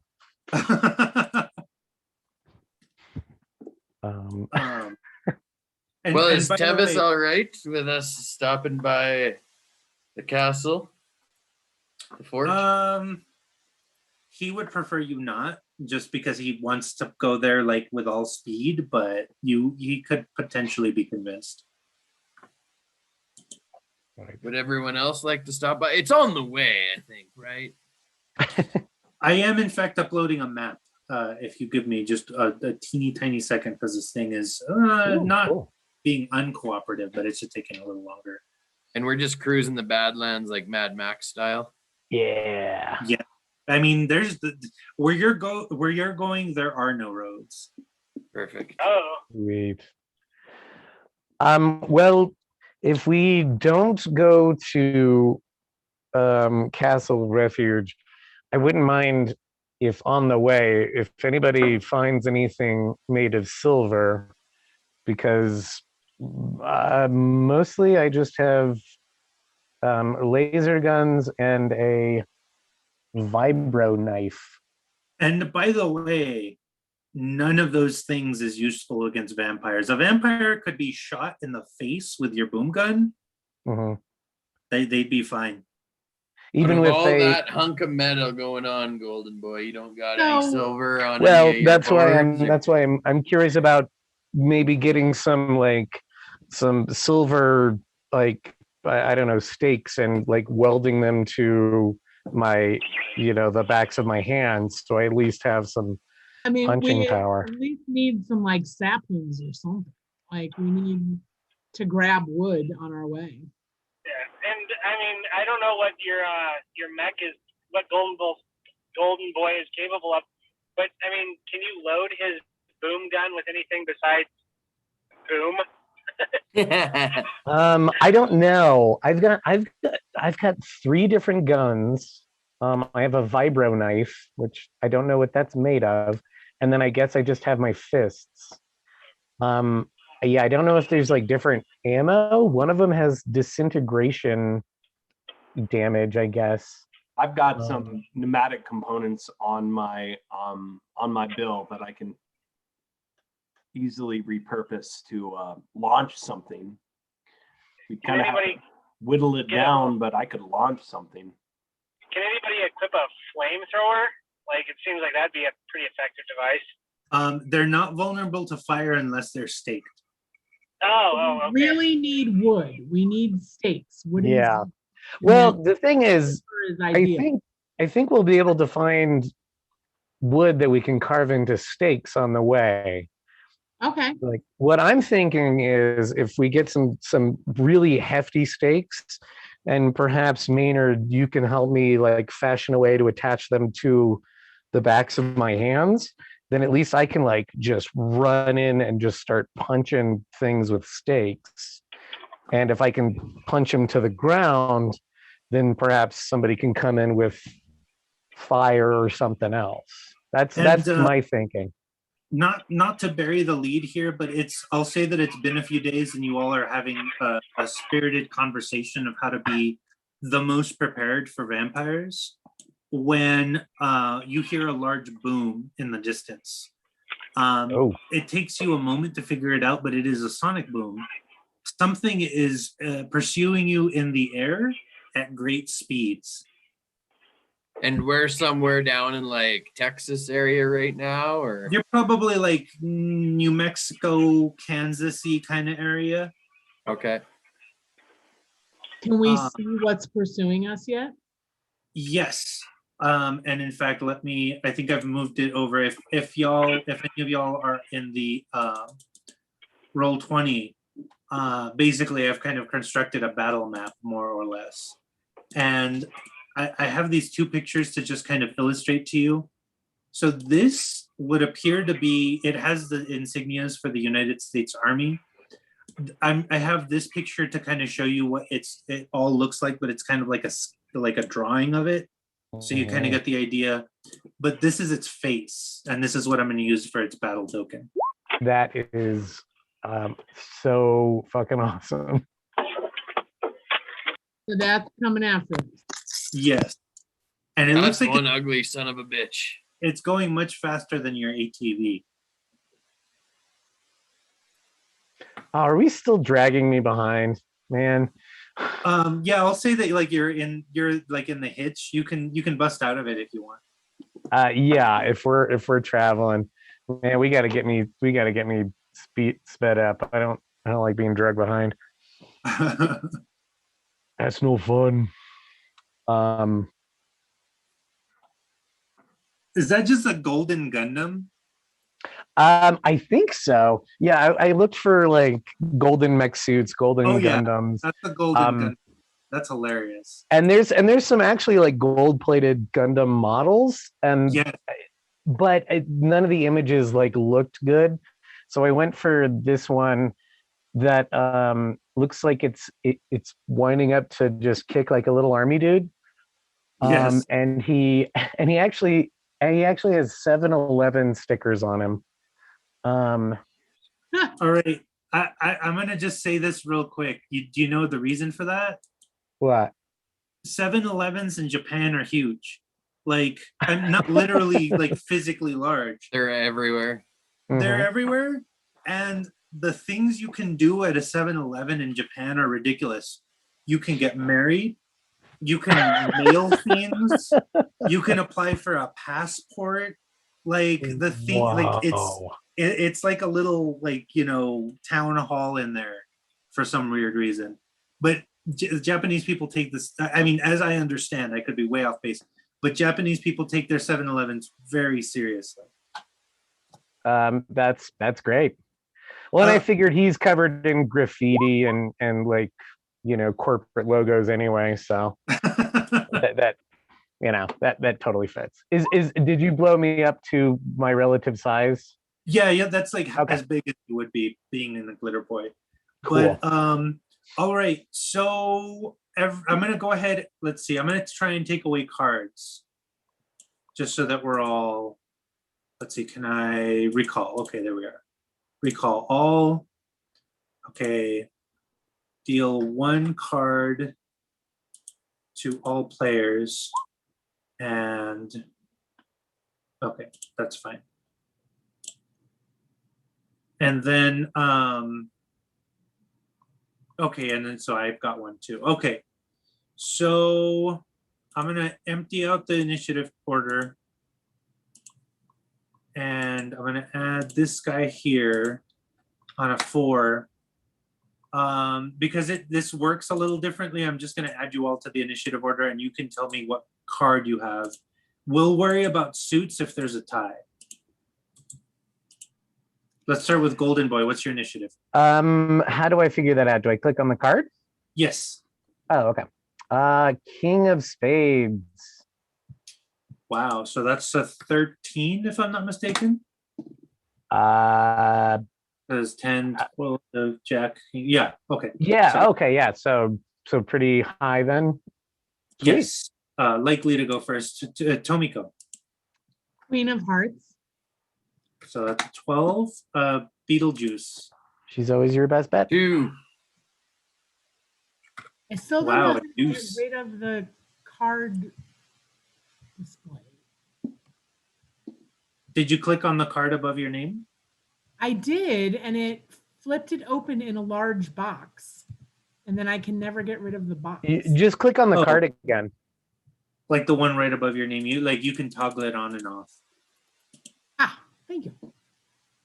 Oh, I pulled Joker. Oh, That's okay. awesome. Oh Yes. wow! Really? So all of you get a Benny. Ooh. Joker looks like a PS1 controller. Nice. So I think that's effectively a 14. Am I right? Like for the actual initiative? I think it. I believe I read somewhere in the rules that if you get a Joker, you can go whenever you want. Oh, okay. You can put yourself in the order whenever you want. Everyone gets +2. Everyone gets +2. Whoever got the Joker gets +2 on everything, but I think we all do. We all get an extra Benny. Whoever pulled the Joker gets +2 on every roll. I think that's just them though. It's not everybody. Mm-hmm. And then the cards will get completely reshuffled when the next round. Like you won't just pull more from the deck, you'll put them all back. All right. So do I have to reshuffle them? Not yet, but when Okay. when you do another Do I have to reshuffle mine? initiative. I don't No. think so. Okay. All right, Maynard. Maybe we do all get advantage on every roll. That we should look up, but because it might be everyone. Like it's a big deal when a Joker's pulled. Like on an Uh, initiative or in general? Like On would the it have been more initiative, effective well, if I that's the only pulled time it it on gets like a used. shot? But I think like maybe we all get +2 on every move or every shoot or every roll, but it might just be the one person. All right, I'm looking it up. Yeah, I'm sorry, Ish. I should No, know. no, no, no.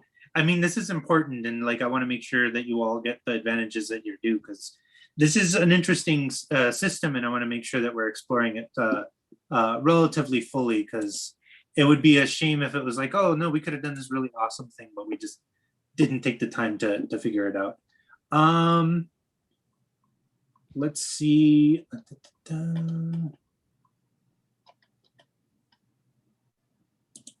I just pulled up rules for a Lich in Savage World, so you guys just get to fight that instead. I think I like that. So do we Whatever I spend can- bennies to use an edge, or how does that work? So a Benny is like a re-roll, basically. Like if you have a shitty roll, you can spend a Benny. The other thing at the DM's discretion is every once in a while, you can use a Benny to be like, can we just say this happens? Can I spend a Benny and can we just have this happen? And that's up to the DM, but It's like luck in D&D. kind of, yeah. Okay. But Right. do we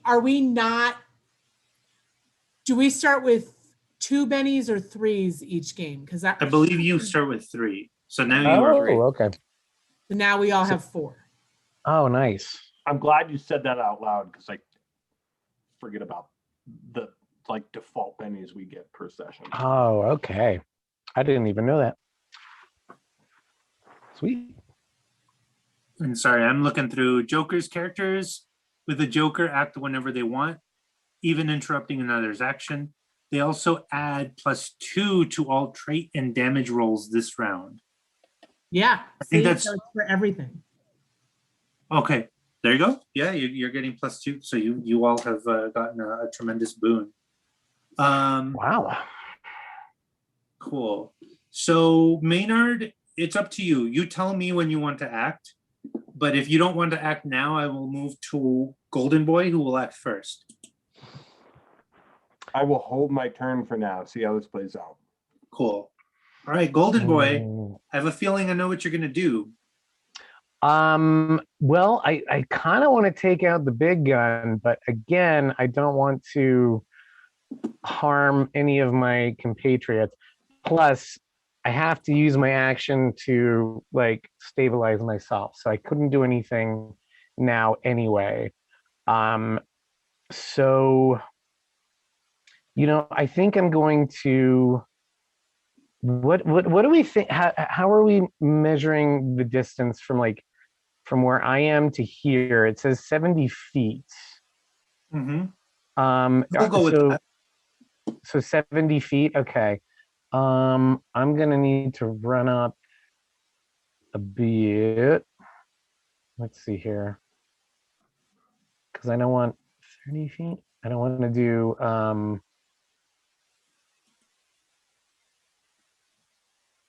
sorry. Yeah, I want to go up and just try to sorry. No worries. Yeah, I want to just kind of gauge this guy's defenses a little bit. So I'm going to pull out the Wilkes 227 laser pulse pistol. And I don't want to get right up on him. So I'm going to take a -2 to the hit. And this is the one I used on the robots last time. And it's a 3-round burst. And I forget how we did this last time. Do I roll 3 times for each round, or do I roll once and just all 3? You Okay. roll 3 times. You only Okay. get the wild dice once, but you can apply that wild dice anywhere you want. Okay. And on each hit, it does the 3d6 damage. Yes. Okay. +2. And your hit is +2, even though it's -2. So it's Oh, so it's a wash. Okay. Oh, that's great. Okay. So let me just, oh boy, sorry. Yeah, so shooting's D8. Okay, so D8. Oh boy. I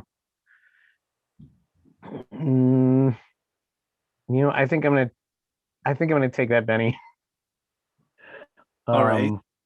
Because when I'm trying to hit something, the base that I'm trying to beat is not 4, right? It's against Actually, it is 4 their armor or their toughness. Oh, because it you're is? just Okay, doing a well, re- I'm still attack. taking that Benny. Sure, do it. I'm still taking that Benny because I get to re-roll that, right? That D8. Yeah. In fact, yeah. Okay, so I would get a +2. No, that's a wash. Okay, so a 14 for that first hit. Okay. Okay, and then I'm gonna do the 3D, and I'm gonna do the 3d6 of damage. Well, do you want to do it all at once? The damage. Yeah, you know what? That's a good idea. Yeah. Because So it's important how much damage you do at any one time. with the yeah. way that- Okay. So yeah. So that first one's a 14. That's certainly a hit. In fact, you'll get A's out of that. Yeah, that's a second. That's another. Wow. Am I reading this right? Whoa. Explode. I mean, go yeah, I'm ahead. Okay, so Okay. that's a 21. For that one. Okay. And then the third one is a 7. And that hits. Okay. So for the first yeah, so all 3 of those hit then, right? Correct. Okay, so yeah, I'm gonna do 3d6 plus 2, right? So that's 14. That's an 8.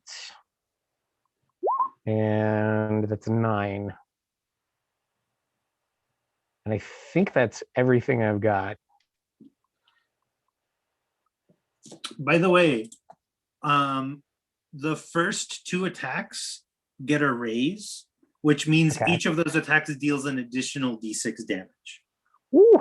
So I should roll two more d6.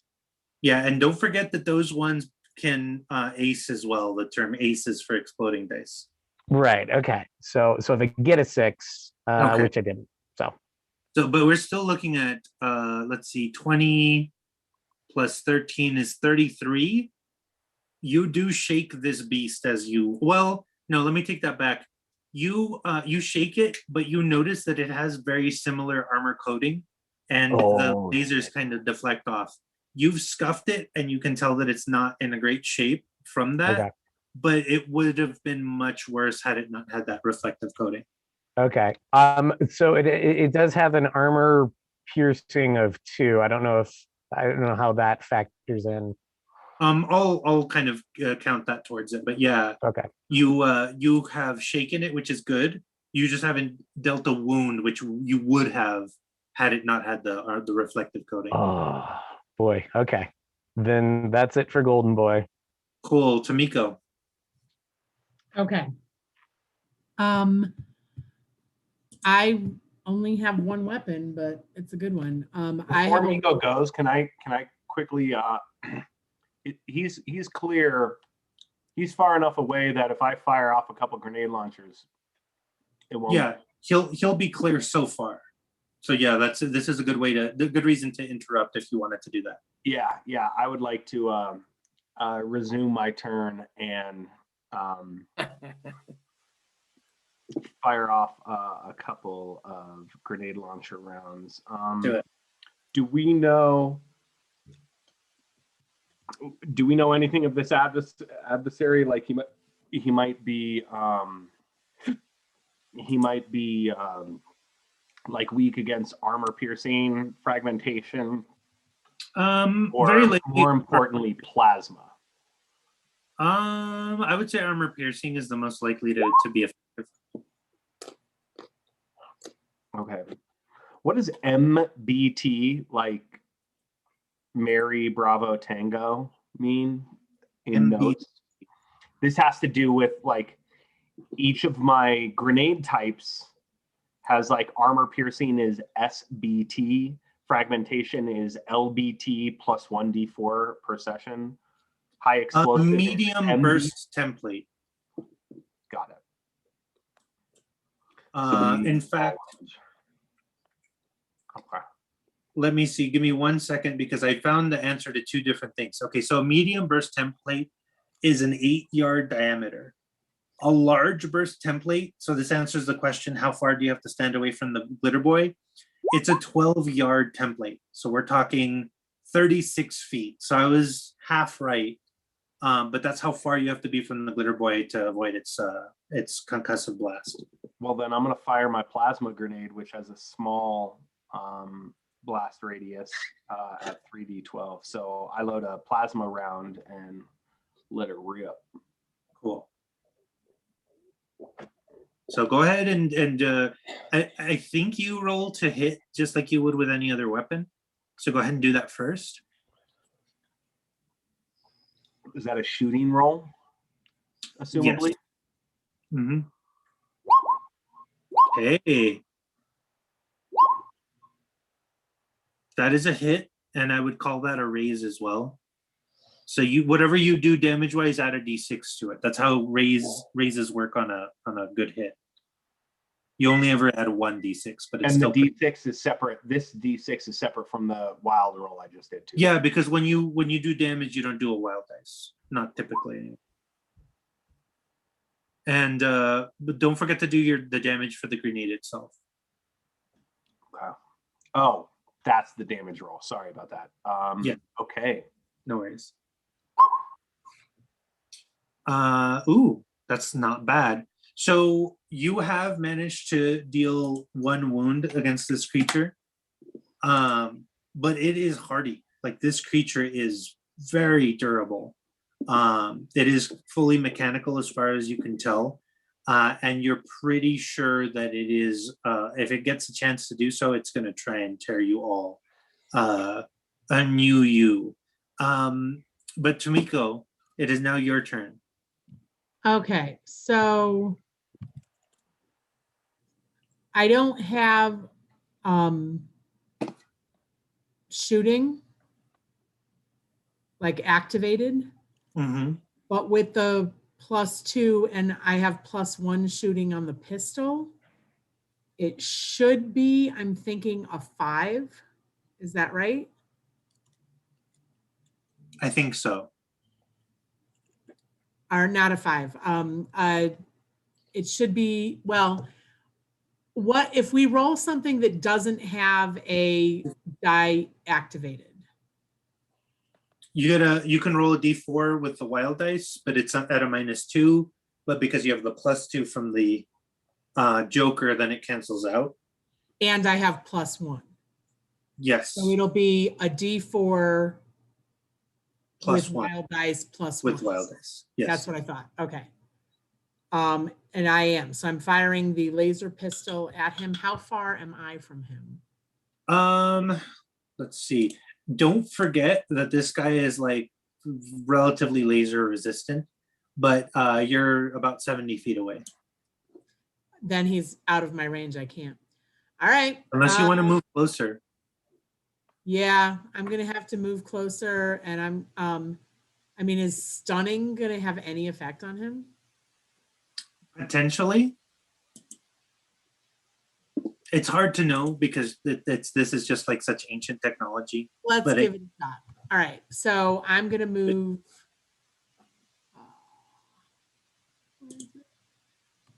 I can't really see the boxes. Ooh, if this is Move ancient 6 technology, boxes. you should just put a refrigerator in front of it. Fuck up its whole shit. Is that too many? No, that should be fine. Okay, and then I'm gonna do stun. So that is smarts. So it's gonna be D8 with wild dice +2. Excellent.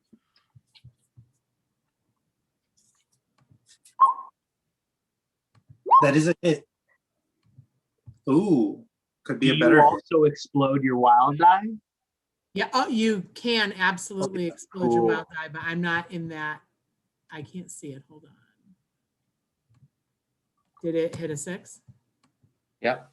Yep. Oh, okay.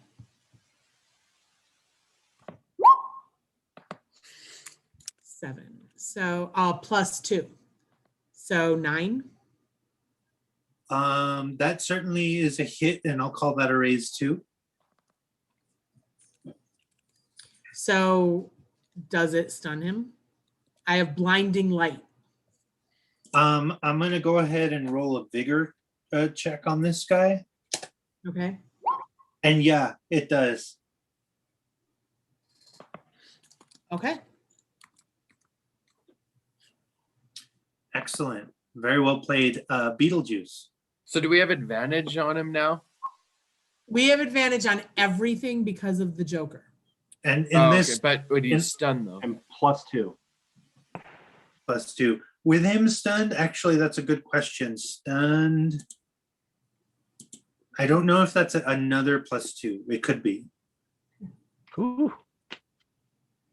I have to look up the rules. But it is your turn, Beetlejuice. Go ahead and do what you're doing while I check this out, and I will tell you. Okay, sounds good. So it sounded like he's resistant to lasers, so I'm gonna get my good old fashioned Uzi out. And I'm going to use my cybernetics targeting eye, which grants me +2 to all shooting rolls for weapons. It says new ones take a round to calibrate. So does that mean it's not effective until my second round, my second turn? I believe that to be correct. Yes. I'll use my targeting eye, and it's got to take some calibration. So I'm going to move in to just next to Miko. Spin around with the old Uzi. Gonna D6. Boom. Ooh, nice. All right. That is a hit with a raise. So do damage and add a d6. What kind of weapon are you using again? My Uzi, Okie dokie. 9 mil. And that's 2d6.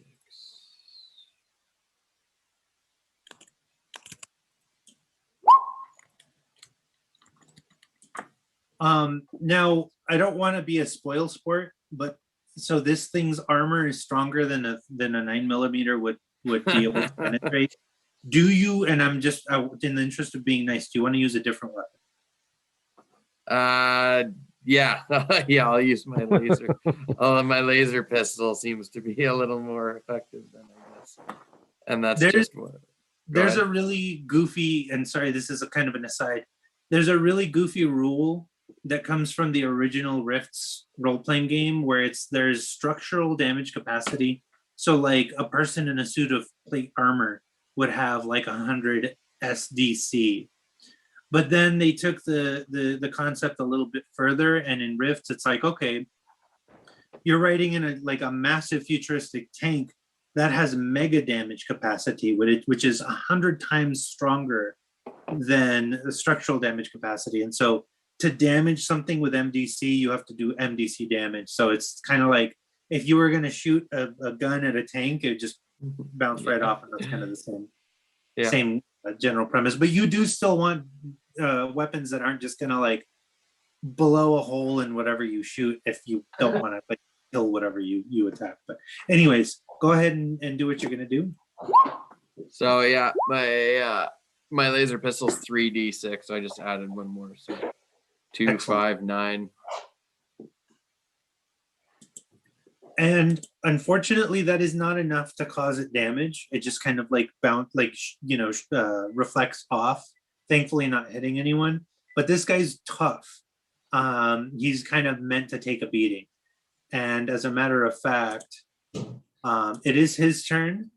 And he sees the biggest target, and he's going to come over here, and he is going to attempt to attack. Mm-hmm. Bring it on. All right, so we're looking at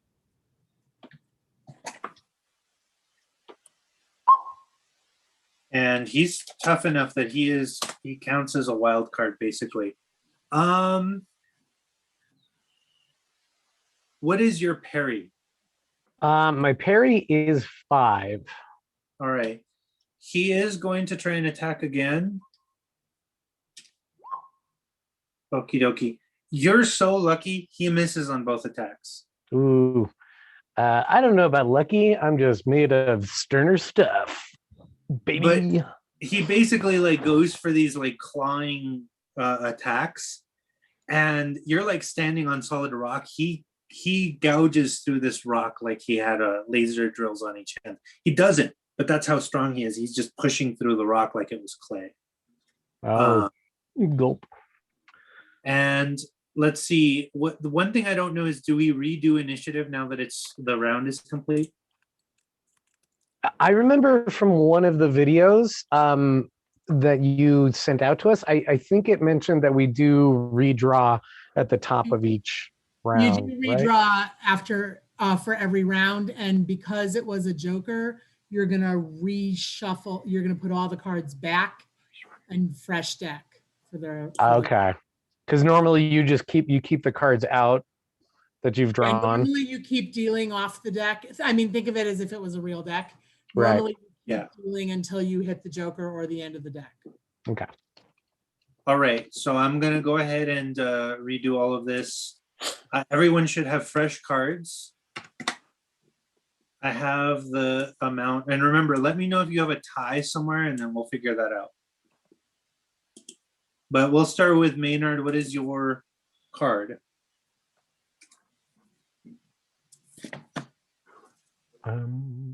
I have an ace of diamonds. Oh, wow. Okay.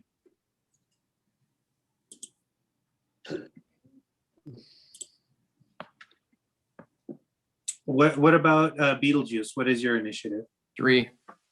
Oh, wow. One But- better than last time. Yeah. Am I able to use shit? Smarts re no. Oh yeah. Checky. Go ahead. Can I use my quick edge to redraw action card 5 or lower? Oh, nice. Yeah. Yes. Let me deal you one card. Yeah, if you're quick, you get another deal if you're less than 5. All right. And really quick, Terry, what is your initiative? I have a 7 of clubs. Okay. Beetlejuice, what was your second card? 4. Okay. Few more rounds and I'll be up there. Golden Boy.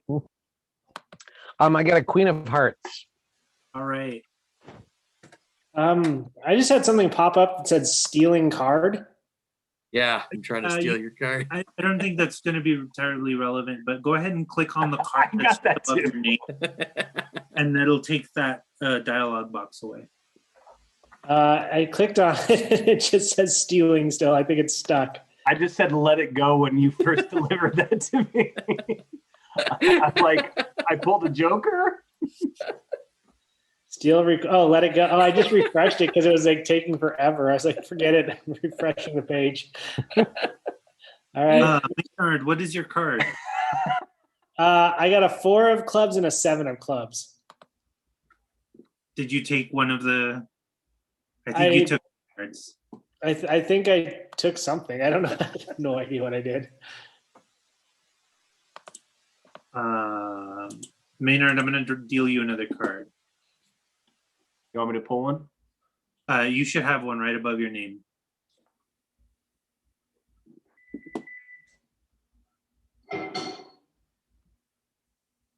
Okay. Do I have to tell you what it is? Please. 10 of hearts. Okay. All right. We have our initiative.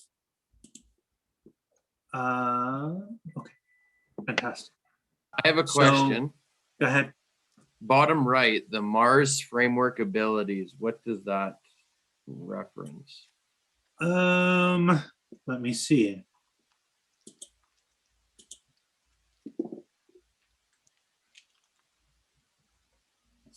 Can you read them to me?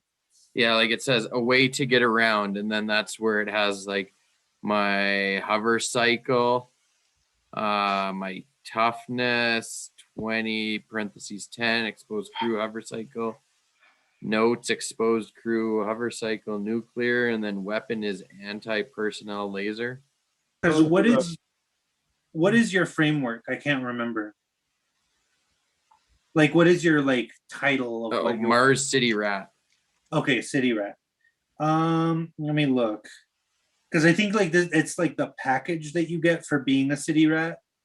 But let me double check and And those look. are the stats of your hover cycle. So that's also where my ATV is, and it gives me like size 6 large, +1 handle, Oh, 120 miles per hour. Oh, yeah. Okay, that weapon is the weapon that's on my vehicle. Right? Because it has, that's just Yeah. that's just all of what your vehicle is. Okay, that 'Cause makes sense. Mine looks like this. What are you again? Because I can just. So yours probably looks similar to that. And it's Yes. that's just the descriptor of that vehicle. Of the vehicle. Okay, yeah. Shit, I'm just trying to find something better than my little pea shooter that might do damage. You should also have a laser rifle for what it's worth. Steal its card, Travis. Yeah. I do not have a rifle. No. I just looked and you get a rifle because you get the crazy starting equipment. So I mean, at least I think you should. Maybe this archetype didn't give you one. I don't see one under weapons. Oh, bummer. Okay, then I guess not. Okay. All right. But unfortunately, we're at Tomiko. I don't know if you are back. I am back. I'm sorry. No worries. My dogs are very upset that it's fine. Okay. So let me go really fast. So I don't have the +2 because of the Joker. Correct, because we're in So a I am rolling a D4 plus my wild die, and I'm going to be at a -1 because I have a +1 shooting. correct. No, No? that's not correct because the stun doesn't have a +1. Sorry. Oh, I see. So I'm just going to be a -2 on a D4 and a wild die. Okay.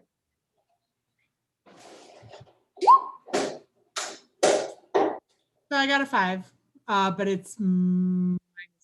So 3, Not a hit. not a hit. Sorry. Cool. And then we go to Golden Boy. Okay, so I have 2 questions real quick. All right, so I used my laser pistol before, and this thing is like me, resistant to lasers. Yes. Is my cyber forearm particle beam, is that still considered a laser? No, that is something different. Okay. And so I'm trying to decide what I want to do. Does this thing look like it might have any weak points that might help disable its movement? Like like, I don't know. It looked like it had four legs. It was kind of spidery or crab-like. Good idea. Yeah, I don't if know. you wanted to target, like, let's say a joint, I would allow you to do so. However, to do so, you would have to spend a penny. Spin a Benny. Okay, and I've already done one of those. So let me just make sure I mark that off. Okay. And I could do that with any of my weapons. Sure. Okay. Oh boy. Okay, so the particle beam has disintegration. That sounds like fun. Yeah, I think I want to try to keep this guy from moving around quite as much. So Okay. yeah, I'm gonna try to hit one of the struts or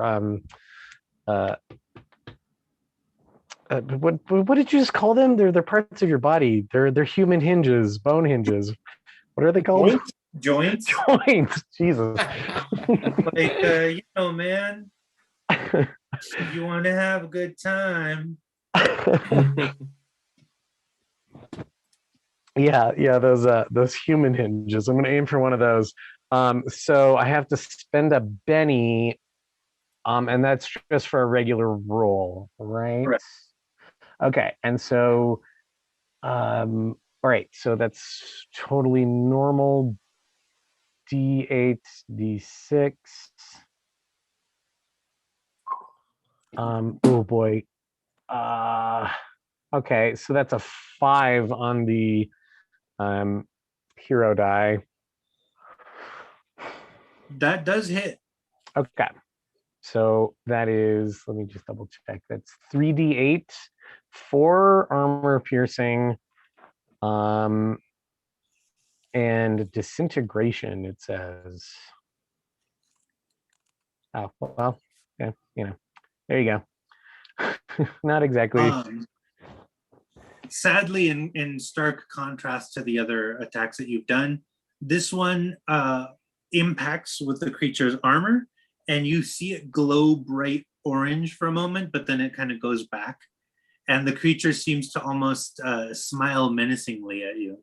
As it then turn, it activates what appears to be a force field and goes back to its attack. Oh, did I just help it using? No, but that's just the thing it was going to do anyways. Oh, okay. It's just mocking me because It's mocking you because what you did just didn't have any special effect. right. See, 2d10 plus 2d6. I'm going to kind of goof around with this and see if this works. Okay. So, tell me your parry again. 5. All right. So it does hit you with one of those attacks. Okay. Oops. Sorry, I'm doing some flipping back and forth. And if I could find the thing that I was just looking at.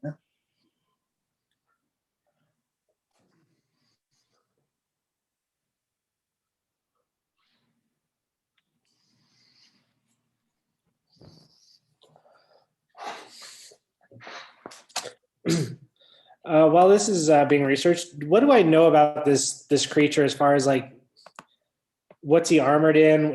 What's the terrain like around him? Stuff like that. Like I missed all that. Sorry. So I mean, you all are kind of like in this wildernessy area. You're kind of like like in a ravine kind of place. And this thing, in fact, let me see if I can show you the picture again. But this is kind of like the sketch of what this creature looks like. And I didn't want to use that as like a battle token. But if you saw it from like far away, this is what you would see. And it's got 2 arms, but like the one is kind of not showing because the design of this, they wanted to show you kind of what it looked like. So the left arm is just invisible, but it's there. Okay.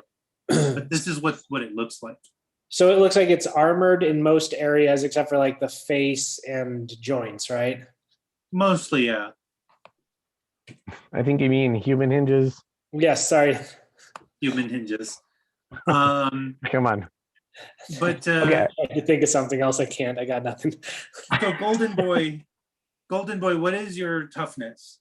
Okay, so I have 2 numbers for toughness. I have 40, and then I have 25 in parentheses. Okay.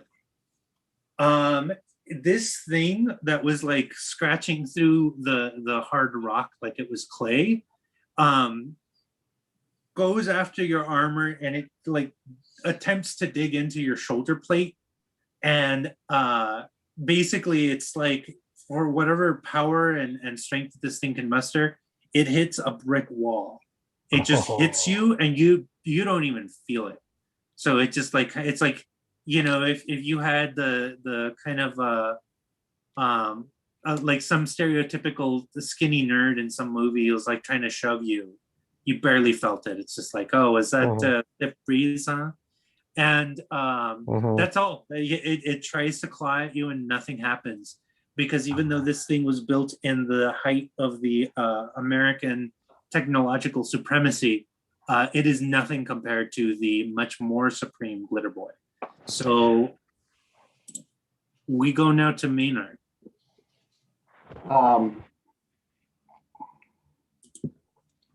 With that close proximity, with a small blast radius, is it looking like he's too close to our Glitter Boy for another plasma grenade for a small blast radius? Do you want to do like a fireball and like throw it behind it so that you catch it, but not the glitter boy? I was thinking that. Go ahead. First off, how is this thing looking right now?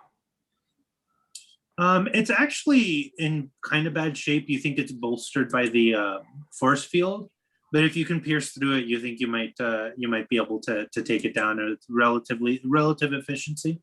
All right, I aim behind it. Let's say for shits and giggles, I move for a clearer shot. On its left flank, away from Beetlejuice and our girl, and I let her rip. Oh no! Benny, no! I'm gonna use a Benny. That's a really good idea. You don't. No, you can't Benny a crit roll. Oh, you're right. You are correct. You cannot Benny a critical. What does Sorry. Benny do then? Fuck. Or a double crit roll? Oh, wow. Yeah, that's the definition of a critical failure. Fuck. I'm afraid that This you. thing is going inside Burn of yourself. Golden Boy. All right. Okay. I'm gonna give you a choice. Okay. This thing is gonna drop at your feet. Does it stay at your feet or does it roll over to your ATV? Fuck. Can you survive this grenade or It can rolls. your It ATV? rolls over to my ATV. All right. Do that damage. I forgot to take the magnet sync off. Fuck. That is my most powerful grenade.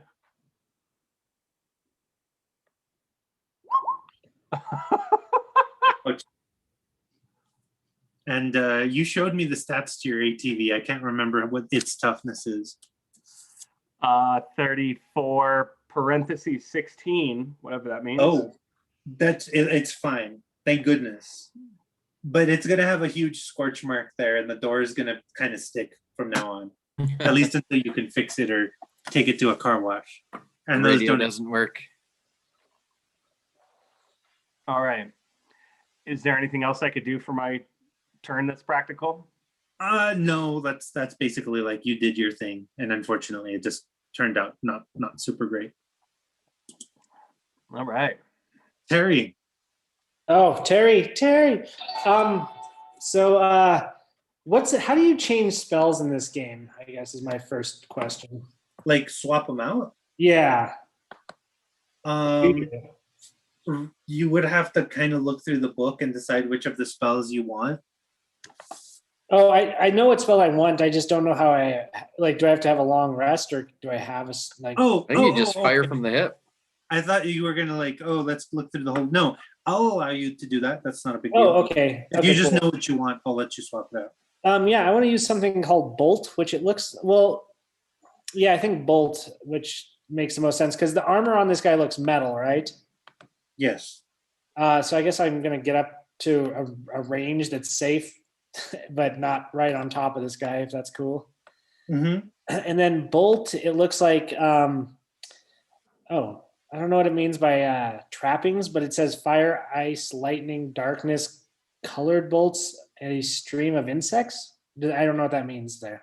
Basically, it's just like what do you want the flavor to be, and it's like it doesn't change anything. It's just like I want mine to look like icicles that are shaped like carrots. Okay, cool. So yeah, If you want it to be like fun like that, but it doesn't have any bearing. yeah, okay, yeah, that's just lightning. Then I guess that's what I read with Bolt. So so it says Bolt sends damaging burst of energy streak of holy light or shards of matter towards one's foes. There's no range penalties, but the arcane skill roll is affected by cover, illumination, and other unusual penalties. The damage of Bolt is 2d6 or 3d6 with a raise, and then down under modifiers, which says +2 in parentheses. The Bolt causes 3d6 damage, 4d6 with a raise. So for what it's worth, I don't know if this is helpful, but I'm looking at the bolt that's in the actual Rifts book. Oh, okay. And this one says you can either throw 4 bolts, each of which do 3d6, or 1 bolt which does 6d6. Ooh, I'm doing the 1 bolt then. If you do, which one are you doing? The 1 bolt. That one costs 4 power points. What's that? Sorry. It's 4 power points then. All right. Let me look at my character to make sure. You So should what have plenty, I would presume. how do I find my power points? Let's see. I remember it's like top right-ish. Top right. We got edges. Benny's. Where is my PowerPoints? PowerPoints S. What does that mean? What? I don't know where it is. So I have this thing that says PowerPoints with the letter S next to it. Does that mean anything? I guess it would be special. Let me look real quick. Yeah, and see. sorry, man. I'm like, That's okay. We're all learning. Yeah, for sure. PowerPoints Let me- is usually down in the powers area. It's like, it tells you how much it costs, but on the physical sheet, it usually is outside of that. It tells you how many you have. Oh, I see now. You begin with 5 powers and 20 power points effectively. Well, yeah, I'm doing that. I wish I knew where that was on my sheet. But yes, I'll just do that to move this. Oh, PowerPoints, damn it. No, there's no number by it though. So you said it was, I can't write on this thing. So you said 20 new powers or 5 new power and 20 power. Yeah, I mean points. your powers have been chosen for you, but you have 20 points to spend on them. Okay, then yeah, I want to do the 1 big bolt. Do it. And you said it was 66s? If it hits, yes. And how do I roll the hit? Sorry, now I'm No worries. So now you're going to do a psychic roll. okay. Now I gotta figure out And- what's my psychic roll. I think your psychic is a D8, but I could be wrong. Let's see. Why is no? I don't know. I have no idea where my psychic is now. Okay, I'm just gonna say it's a D8 until I figure this out. Okay. So I got a 2 on that, and then All right. Don't forget to roll your wild dice. and that's the 6, right? Correct. Okay, so I got a Roll 6. it again. Okay, then a 2. All right. That hits with a raise. So you're doing a total of 76 now. 76s. All right, so here's And any of them that hit 6, you can re-roll. and how do you write that short code into the thing? To Let's shoot.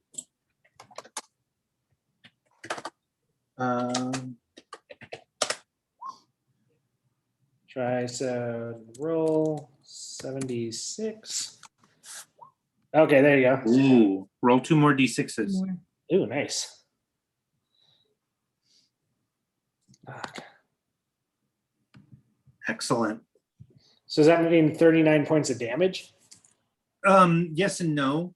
Basically, what you're doing is you're doing a number of damage versus its armor. And if your damage is more than its armor, then you inflict a wound. Oh, okay.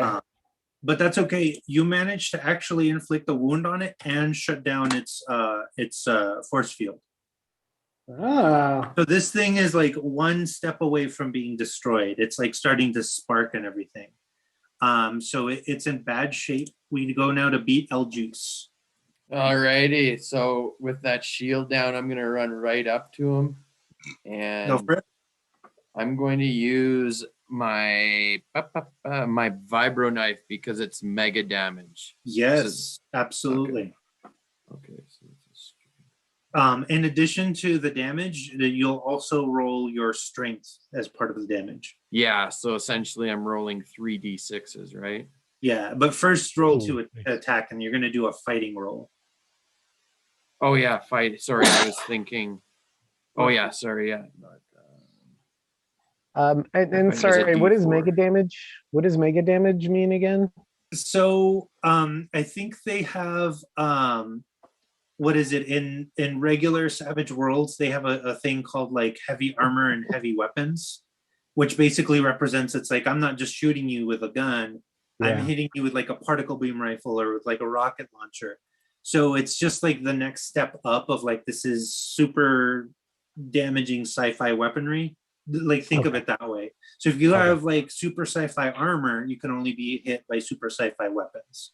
And so the vibro weapons and your laser rifles and so on are like your mega damage. Okay. But they'll also like vaporize anything you hit with them. So like if you're trying to take someone in alive, not a good idea necessarily to do that.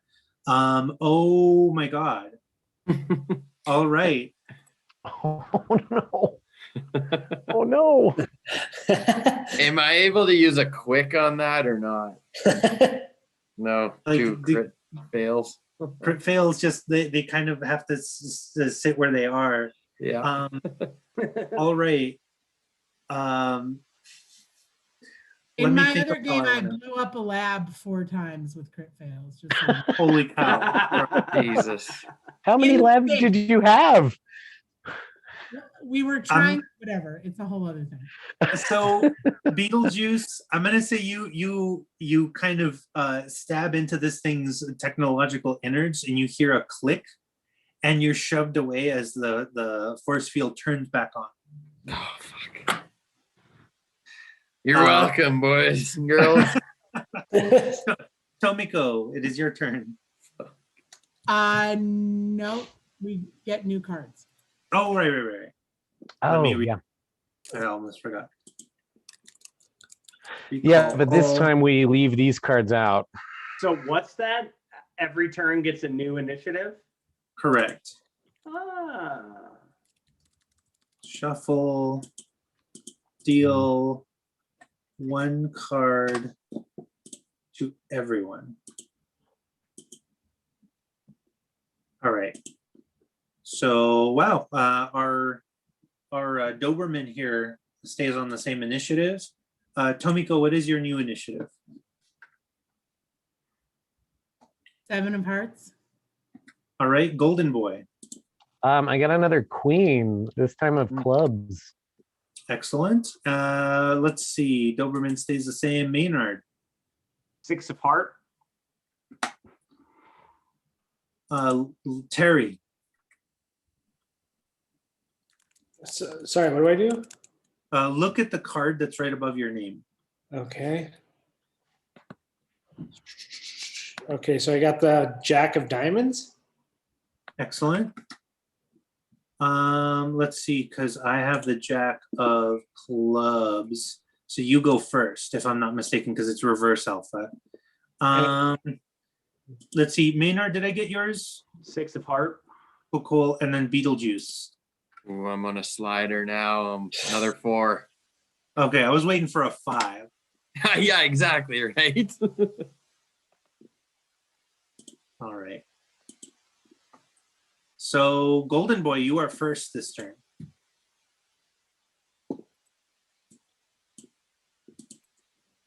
And you might be muted. Or AFK.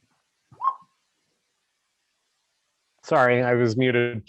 Golden Boy is thinking of all of the battle arenas. He has seen this mech suit fight in his youth, and he's thinking, "Boy, I really got to start using some tactics with my friends here." He'll keep that in mind in the future. But so the force field is up Yes. again. So what do I know about that for in terms of like weapon choice? So I'm kind of making this up on the fly, Okay. but that is effectively acting like an extra wound that he can receive. Oh, okay. So it's up and it's just like a super buff. Yes. And if it Oh. helps to know, the force field itself is not laser resistant. Okay.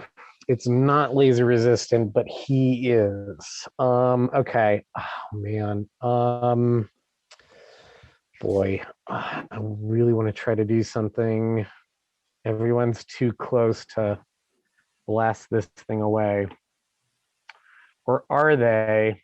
No, I can't. Oh God.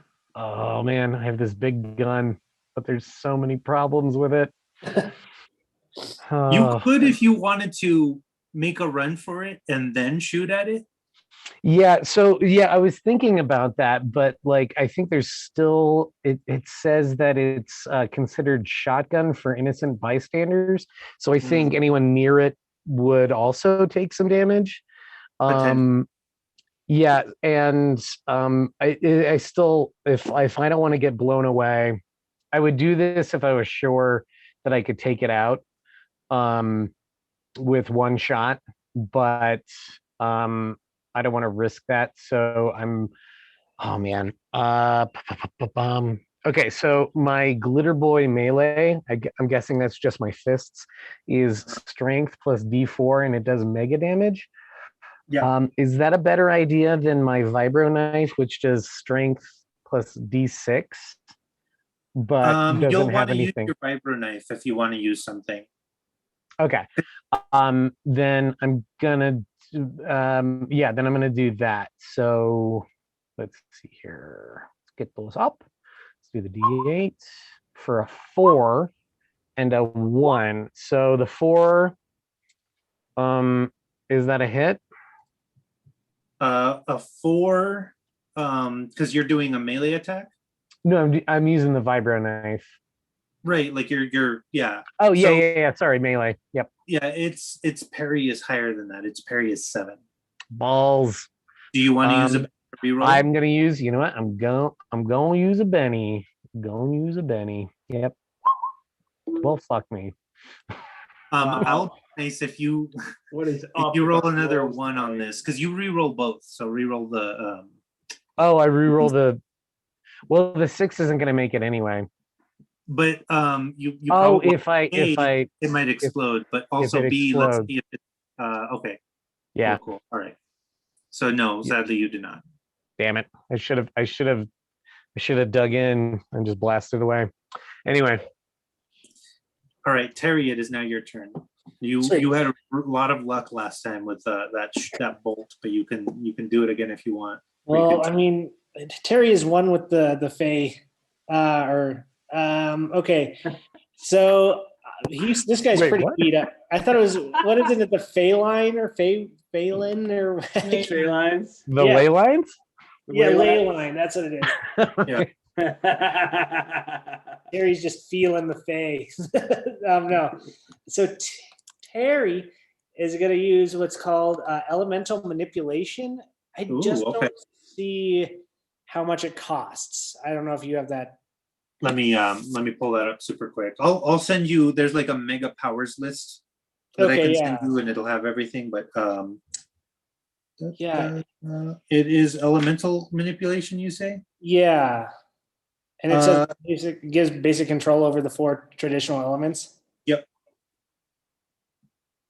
And so, it costs 2 points. oh, perfect. Ooh, cheap, dirt cheap. Oh, yeah. Just losing money not using this. And I'm just going to conjure a fireball and hurl it at him. Do it. And do not know what that does. Damn it. This is not, so I'm using World Anvil and it's not giving me a lot of information. So it just says conjure flame about the size of a torch, hurl a small blast of fire at someone, spreading existing flame. See page 127. I don't know what to do with that. Well, I want to just simplify it and say that you will do 4d6 damage with this attack. Perfect. All right. So I do the D6 just to roll to do it, right? Well, Oh. you do a d6 and a d8 because this is a psychic attack. Oh, okay. So So, also roll a d8 just in case that one's higher. Okay, yes. but go ahead and re-roll that d6 because it has east. Oh, There he brother. is. Okay, One. roll it again. With the ley line. Yeah. Okay, Ooh. so you have definitely raised. So now instead of doing 4d6, you were doing 5d6 damage. Let's see how that comes out. Take a 19. God, I crit 1 and I fail 1. I mean, that's fine. The failing on damage dice is not a big deal, but re-roll that d6. Ooh, all right. Okay, so that was good. and you see that it's we'll say that it took down its force field, but had that hit the creature itself, it would not have done damage. Its physical armor is tougher than that. Oh. But you did take down the force field, which good, because it would have been a little tough not to not do otherwise. I mean, all right. So this thing is pissed. How? And it is going to apply an attack. It's basically going to kind of do a kind of burst, but it is going to do an attack on everyone but Maynard. And it's shooting out these little tiny missiles that then explode. Ooh, damn. It's like the Mandalorian over here. So we're looking at yeah, we'll go Golden Boy, Terry, Tomiko, and Beetlejuice. So Beetlejuice, it misses you, but it hits the rest of you and deals. Let's see. So Golden Boy, not enough. Terry, what is your toughness? My toughness is on my PDF. Toughness. Man, I should. Okay, 12 and then in parentheses 5. Okay, so you are fine so far. Tomiko, what is your toughness? 10 with 4 in parentheses. All right, you are shaken. And Beetlejuice, what is your toughness? 10 and 4. Okay. You are, let me see, that's 11 plus 11 is 22. You are shaken with 1 wound. Okay. And that was its turn. Tomiko, it is your turn. Well, I have to try to unshake. So that's my vigor roll, yeah. Yep. So that's going to be 2 d6s. Ooh, nice. Well, not really, because it's. Oh, is it not? Oh, Don't you but, get your- well, one of them is a 6, yeah, so I can roll it. Oh, okay. Oh, Oh, so it is actually an 11. Yeah, that's good So stuff. that should unshake. Oh, good. Yeah. So yeah, can you still act, or is that the extent of your action? I think that's the turn. Okay, that makes sense. It's like instead of taking damage, you're kind of recovering. Maynard, it is now your turn. Can my hacking be done remotely, or are my electronics thus that they always need some type of direct interface? Normally you would have to directly interface, but enough of its armor has been compromised that you can kind of get through it. Basically, like whatever shielding it might have had is no longer intact. So go Okay. ahead and hacking check. Yeah, I'm gonna run up to it, and I'm gonna. I'm sorry, all of this went away. I hit the wrong switch button. All right, do I have to do anything for movement to get there? No, just All right. move yourself right next to him. Is his force field still up? No, it is down. So his armor and his force field are kind of gone, right? Compromise, yes. Okay. Okay. All right, for hacking and wild, 2 and a 5. Okay. Do you I'm happen to gonna have use a Benny for that. do it? You re-roll both of them if you want to. I mean, I would say. All right. Do you happen to have like a bonus on one of those? I thought last game we said there was like a +2 or some such. For hacking, I don't believe so. I think it is what it is, but I am going to take another Benny because I do have a luck feat, which Okay. is start each session with an extra Benny. So why not? Here's an extra Right. roll and wild coming All right, that's fine. That should be. I'll say that the 5 from before was enough. And I But guess- you have effectively this creature. You can cause it some minor mayhem. What would you like to do to it? Knowing that it is from a older age of tech where they put like abort codes or stand down codes, I'm looking for some type of fail-safe protocol. Let's see. I'm gonna let it do a smarts roll, but its smarts is not especially great.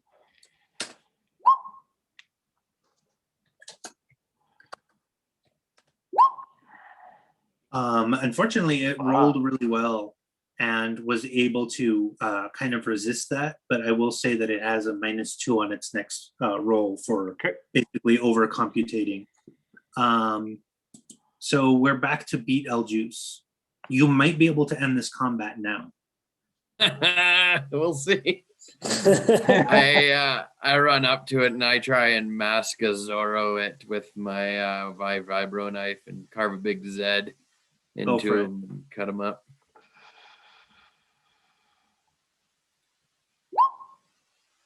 Don't forget your wild dice. Okay. Do you want to use a Benny and re-roll that? Please, yes. Do it. That's just my. Is that just re-rolling my wild dice? Man, No, you re-roll both. Oh, okay. man, if Terry takes this thing out with his walking stick, it's gonna be fantastic. Okay, you do hit. Oh dear God. All Now right. roll your strength along with the vibro knife's damage. Yeah. Okay, so 2d6.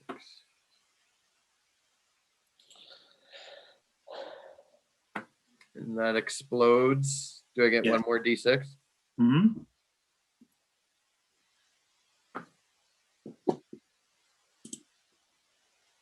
All right. You have effectively defeated the Doberman satellite to satellite killer weapon. I feel we should have done that like Oh. 9 turns ago. Yeah. Is that so? This thing, is that what came from the satellite that followed us? Yes. Oh, okay. So Ah. yeah, they're Oh. killing there. Did we find out what came from that? I had to take a shower while we were doing That's it, but this. what about that jet that we heard flying with the military symbols? What happened to that? That was this thing. It was flying with Oh. yeah. So was it was in the jet or was it part of the jet? Like, It was the jet. Like, let me show you that creature again. right? Oh, so it's like a Like, transformer kind of situation. Yeah, this was the thing that made the sonic boom, right? So like these Oh. in the back are powerful thrusters. Like it can fly. So this came from the moon and then also attacked us. Okay. From the satellite specifically, not the moon, but yes. And I didn't notice anything happening from our French Canadian friend. What happened to him? He was attacking. Oh, was he? Maybe I missed. Maybe Yeah, he's, Wait. this- No. Golden Boy isn't. Yeah, French Canadian. You're thinking of Tevis, right? yeah. oh, Tevis. Well, Tevis is like an android person. We don't like the with, Quebecois around here. with a missing arm, so he's not handy in combat. And that's not a pun, but you can take it as one. But he's, Oh, I he's still will. around though. He's with us. Well, He's around. He usually cowers in the ATV. Maynard would like to use his once per encounter scavenger move to find a minor useful item. Do it. Yeah. I want to do the same. Am I able to scavenge those thrusters off of him and put them on Glitter Boy? Depending on your role, it will determine the quality of item you find from the Doberman. Just for RP, anytime anybody says Glitter Boy, Golden Boy like looks at you and shakes his fist, Nice. and he like looks at you and is like, oh. Golden boy. My bad. My bad. What is the secret of his power? My big fucking robot suit. That's the secret. How about the power of flight? So like- my scavenger being like kind of an intrinsic ability. I don't know if it's associated with the role. Once per encounter, the hero may find or suddenly remember or dig up some much needed piece of equipment, handful of ammunition, or some other useful device. The GM decides what constitutes an encounter and has the final word on what can or can't be found. So I think So it's there's just up to no, you. there's no, okay, no, that's fine. I will say each of you is able to find something. We will say that one of the Doberman's main weapons was this kind of wrist blade that would pop up, and he would be able to like he kind of Assassin's Creed would people with this wrist blade. Okay. But to you all, this could be fashioned into a vibro sword. Oh, nice. And that's what Maynard finds. I will say, Travis or let's see, Beetlejuice. You probably find. I'm going to say. So I've got something saying rolling here. Like, Okay, go ahead and make me that roll. it says I have a -2 in smaller urban areas, which I think we're not in a city I or wouldn't large. worry about that too much. Okay, Make the roll as normal. 2d4.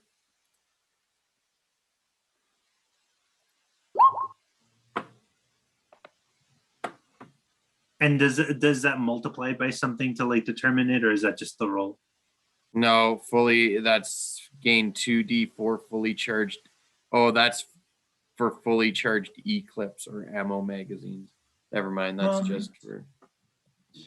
Here's what I will say. I will allow you to recover basically like an ion battery from this thing. We'll say, in fact, that you recover 3 ion batteries. You could use those to charge Eclipse. Each Okay. battery will charge a clip 5 times. So you've basically got 15 recharges on your hands. Okay.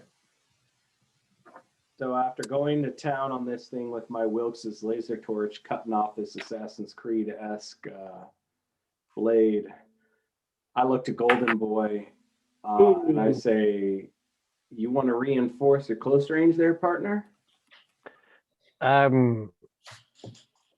As opposed to this knife, and he pulls out his vibro knife, and I imagine a vibro sword. I guess it's the same Significantly- thing then. I mean, I don't know, Ish. You called it a vibro sword. I've got a vibro knife. I don't know. So I'm fine with fashioning my own vibro sword unless GM wants to get creative and Yeah. buff the existing vibro sword. Let me look real quick. Yeah, I And I'm mean, fine if- with either. yeah, I mean, I don't know. This thing was pretty big, so whatever it's got is going to be pretty robust, I would imagine. If it's better than my vibro knife, I wouldn't mind it, but I'm also more of a shooty type. A vibro sword is a D10 versus a vibro knife, which is a D6. And Ooh. what I pulled off is a vibro knife. No, you pulled off a vibro sword. Okay. Ooh, Up to Yeah, you. I wouldn't mind that, because if I hit with that, that's a D12 plus a D10 damage. Yeah, use that. Well, and don't forget +4. It's Yeah, plus 4? Just look at your glitter boy strength. Yeah, if you use that, you'd be almost as strong as Terry. Yeah, it is. It is D12 plus 5 plus Oh, plus D6. 5. Yeah, okay. Yeah, I totally missed that. So what are we doing? Are we staying gold, Pony Boy? I'll be honest, I wouldn't mind if you can help me switch out, like, it's just like a melee weapon. So yeah, I don't need to like switch anything out. Before he even says if you can help me, or before he finishes the sentence, I use my giant monkey wrench and wrap it up onto him, and I just use my superior repair skills to start Oh. to just fashion this Yes. thing Just a onto My roll of duct friend. tape. Well, we are gonna be Maynard. We are gonna be best friends. I So think. there's two ways we can go about this. The way I figure, we can, if you got room for it and it's not distracting from any of your guns, I can put this on your other arm, or I could just use it in replacement of your knife. Would you like my knife? Because I don't need two.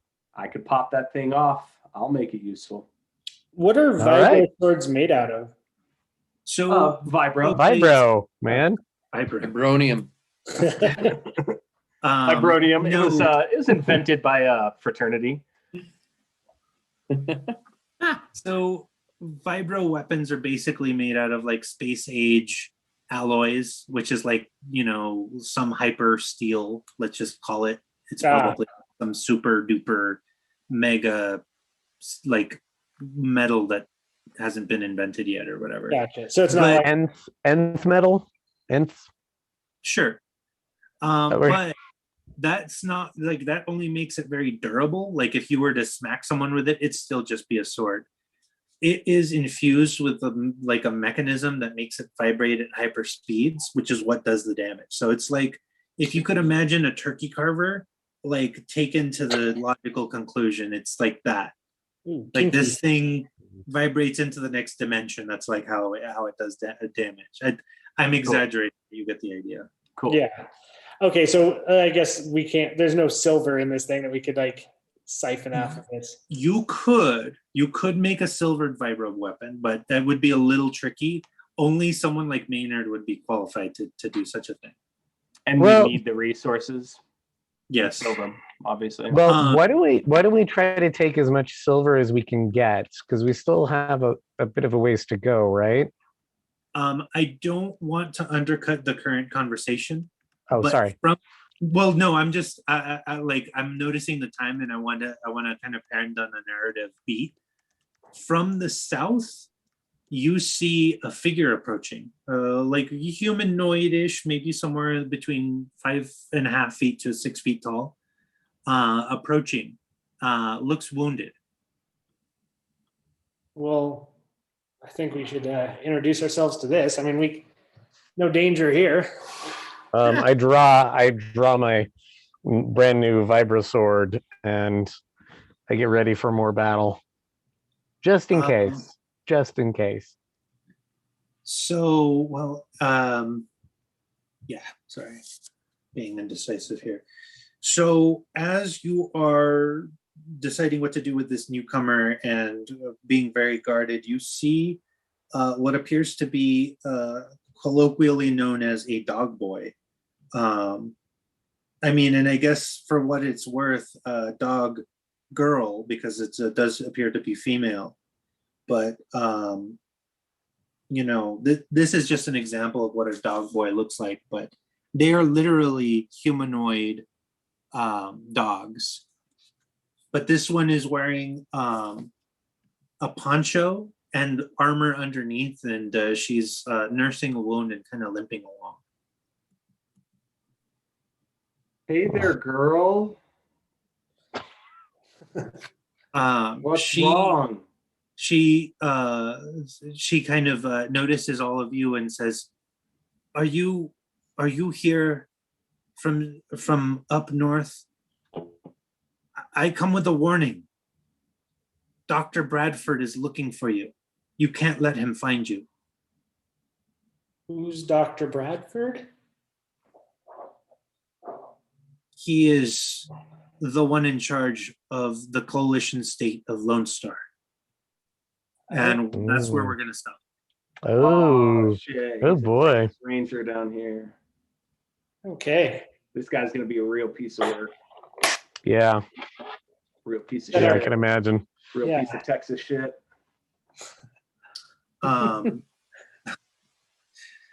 What you got against people from Texas, huh? Oh man. Oh man, the map never loaded, but let me see if I can get this map shared to y'all. Rifts, North America. But I was gonna just show you kind of like the madness that is the setting. If I can get this map to load real quick.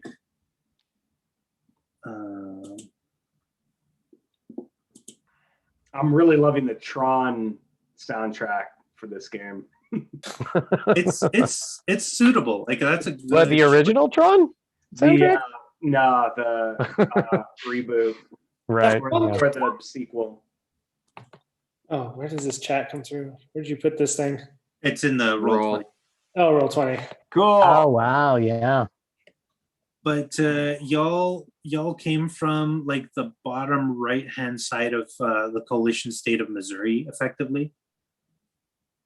Colorado Pyrenees. Or Yeah. actually, no, I apologize. You were coming from like what is called the Devil's Gate, and then you're going over towards Texas. You crossed over Oklahoma. That's where you found this thing. But in what used to be, I want to say,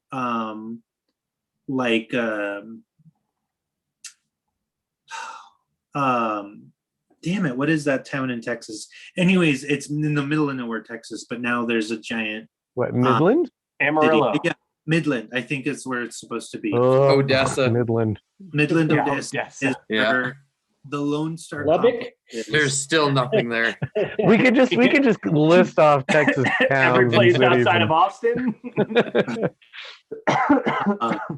But anyways, that's likely where the next leg of your journey will take you, unless you take a huge detour, and you'll have to tangle with Dr. Bradford and figure out what that's going to mean. But that's the end of this game. We will likely conclude things for this game next week. Luke, I didn't get to talk to you because we had kind of a little conversation at the beginning. What Yeah. are your thoughts? Once this is concluded, what would you like to move on to?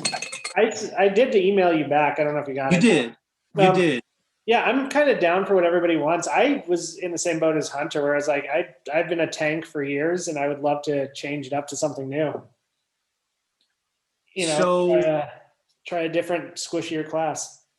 Although I would want to kind of like, I don't necessarily want to be like, oh, hey, I'm going to ruin the surprise. I think I'm going to go back to Dungeons and Dragons. That's fair. Are we Okay. all right with? Yeah, I'm struggling with rules on this, so I think it just for everybody else's sake, listening. Yeah, it's Dungeons and Dragons is like that warm coat that you put on. You can always wrap it around. Yeah, you can tell the story, and we won't be like, well, what card did I pick when I rolled? Yes. My what thinking what is, do I do? Yeah. my thinking is that we might want to revisit this as like, okay, we finished an arc of something in D&D.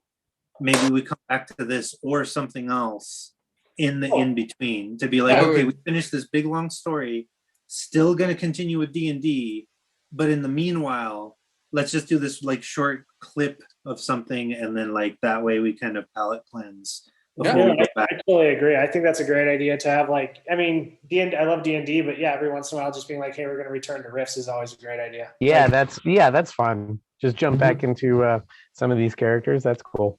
I Yeah. promised my uncle I would never die in Texas. I do want to come back here because I want to see what New Durango is like. Yeah. Boy. I mean, I mean, Which is at the end of the Phoenix Trail. just Yeah. the map alone, like if that doesn't Yeah. get you excited about like what's in the dinosaur swamp, other well, than that's what I saw the dinosaur swamp, and that's like, Yeah, I want to live there. California Yeah. is just the unknown Known shifting shifting lands. exactly. And just all of the crazy shit, the vampire kingdoms of Mexico, Mhm.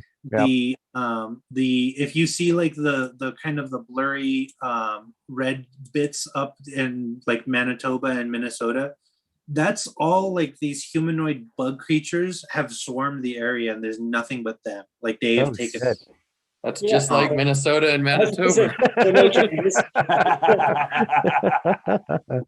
and so on. And like I mentioned before, kind of through what Tevis was saying, there Atlantis is back, and it's taken over by like Cthulhu Jabba the Hutt.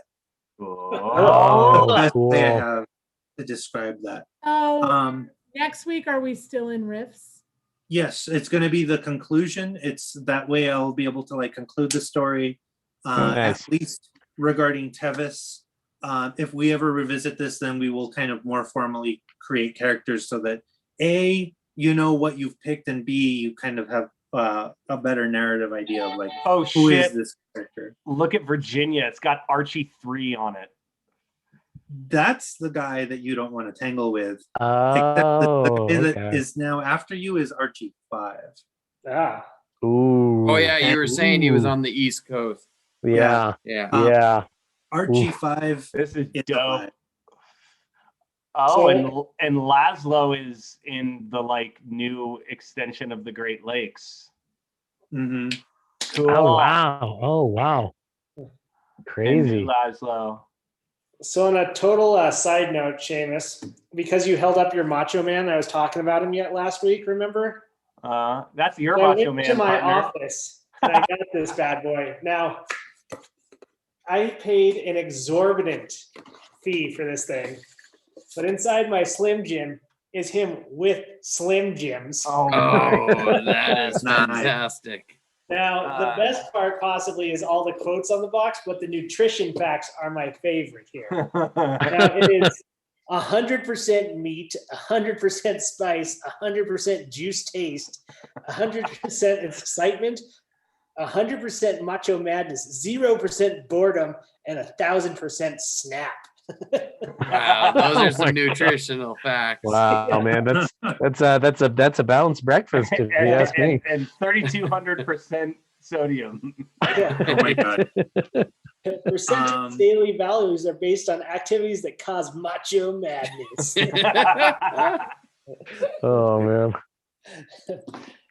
You get the macho madness, and you get the Hulk mania, and Far too much was spent on this thing. Hey, before I pump off, Ish, real quick, that book that you're referring to, is that the like the Rift Savage World like book? Yeah, I mean, if you want to like either buy the physical one or the digital, you're looking Okay. for the Rift's Tomorrow Legion's Player's Guide. Okay, perfect. Yeah, because if we it sounds like we're gonna go back to D&D, but I'm kind of collecting a whole bunch of other games, and this is definitely one I want to like peruse and just keep looking at, because this is pretty dope. So awesome. With that, I think I have to pop off for the night. But thanks, guys. Later, This was great. We'll see you guys next week. Yeah, see you, Andrew. Absolutely. And I'm going to go ahead and stop the stream. I'm going to give my usual spiel. Thank you for watching, whether it's now or later. Please come back and watch us tomorrow, as we will be doing the War Drums of Mount Nimro. Very fun and fantastic game. Come back and watch on Thursday. Hopefully I will finish Dragon Quest IV and we will move on to our next exciting thing. And a big thank you for our players who have been fantastic, wonderful, and above all else, patient. So thank you for putting up with my baby steps through the Savage Worlds game. I'm glad we made it 3/4 of the way.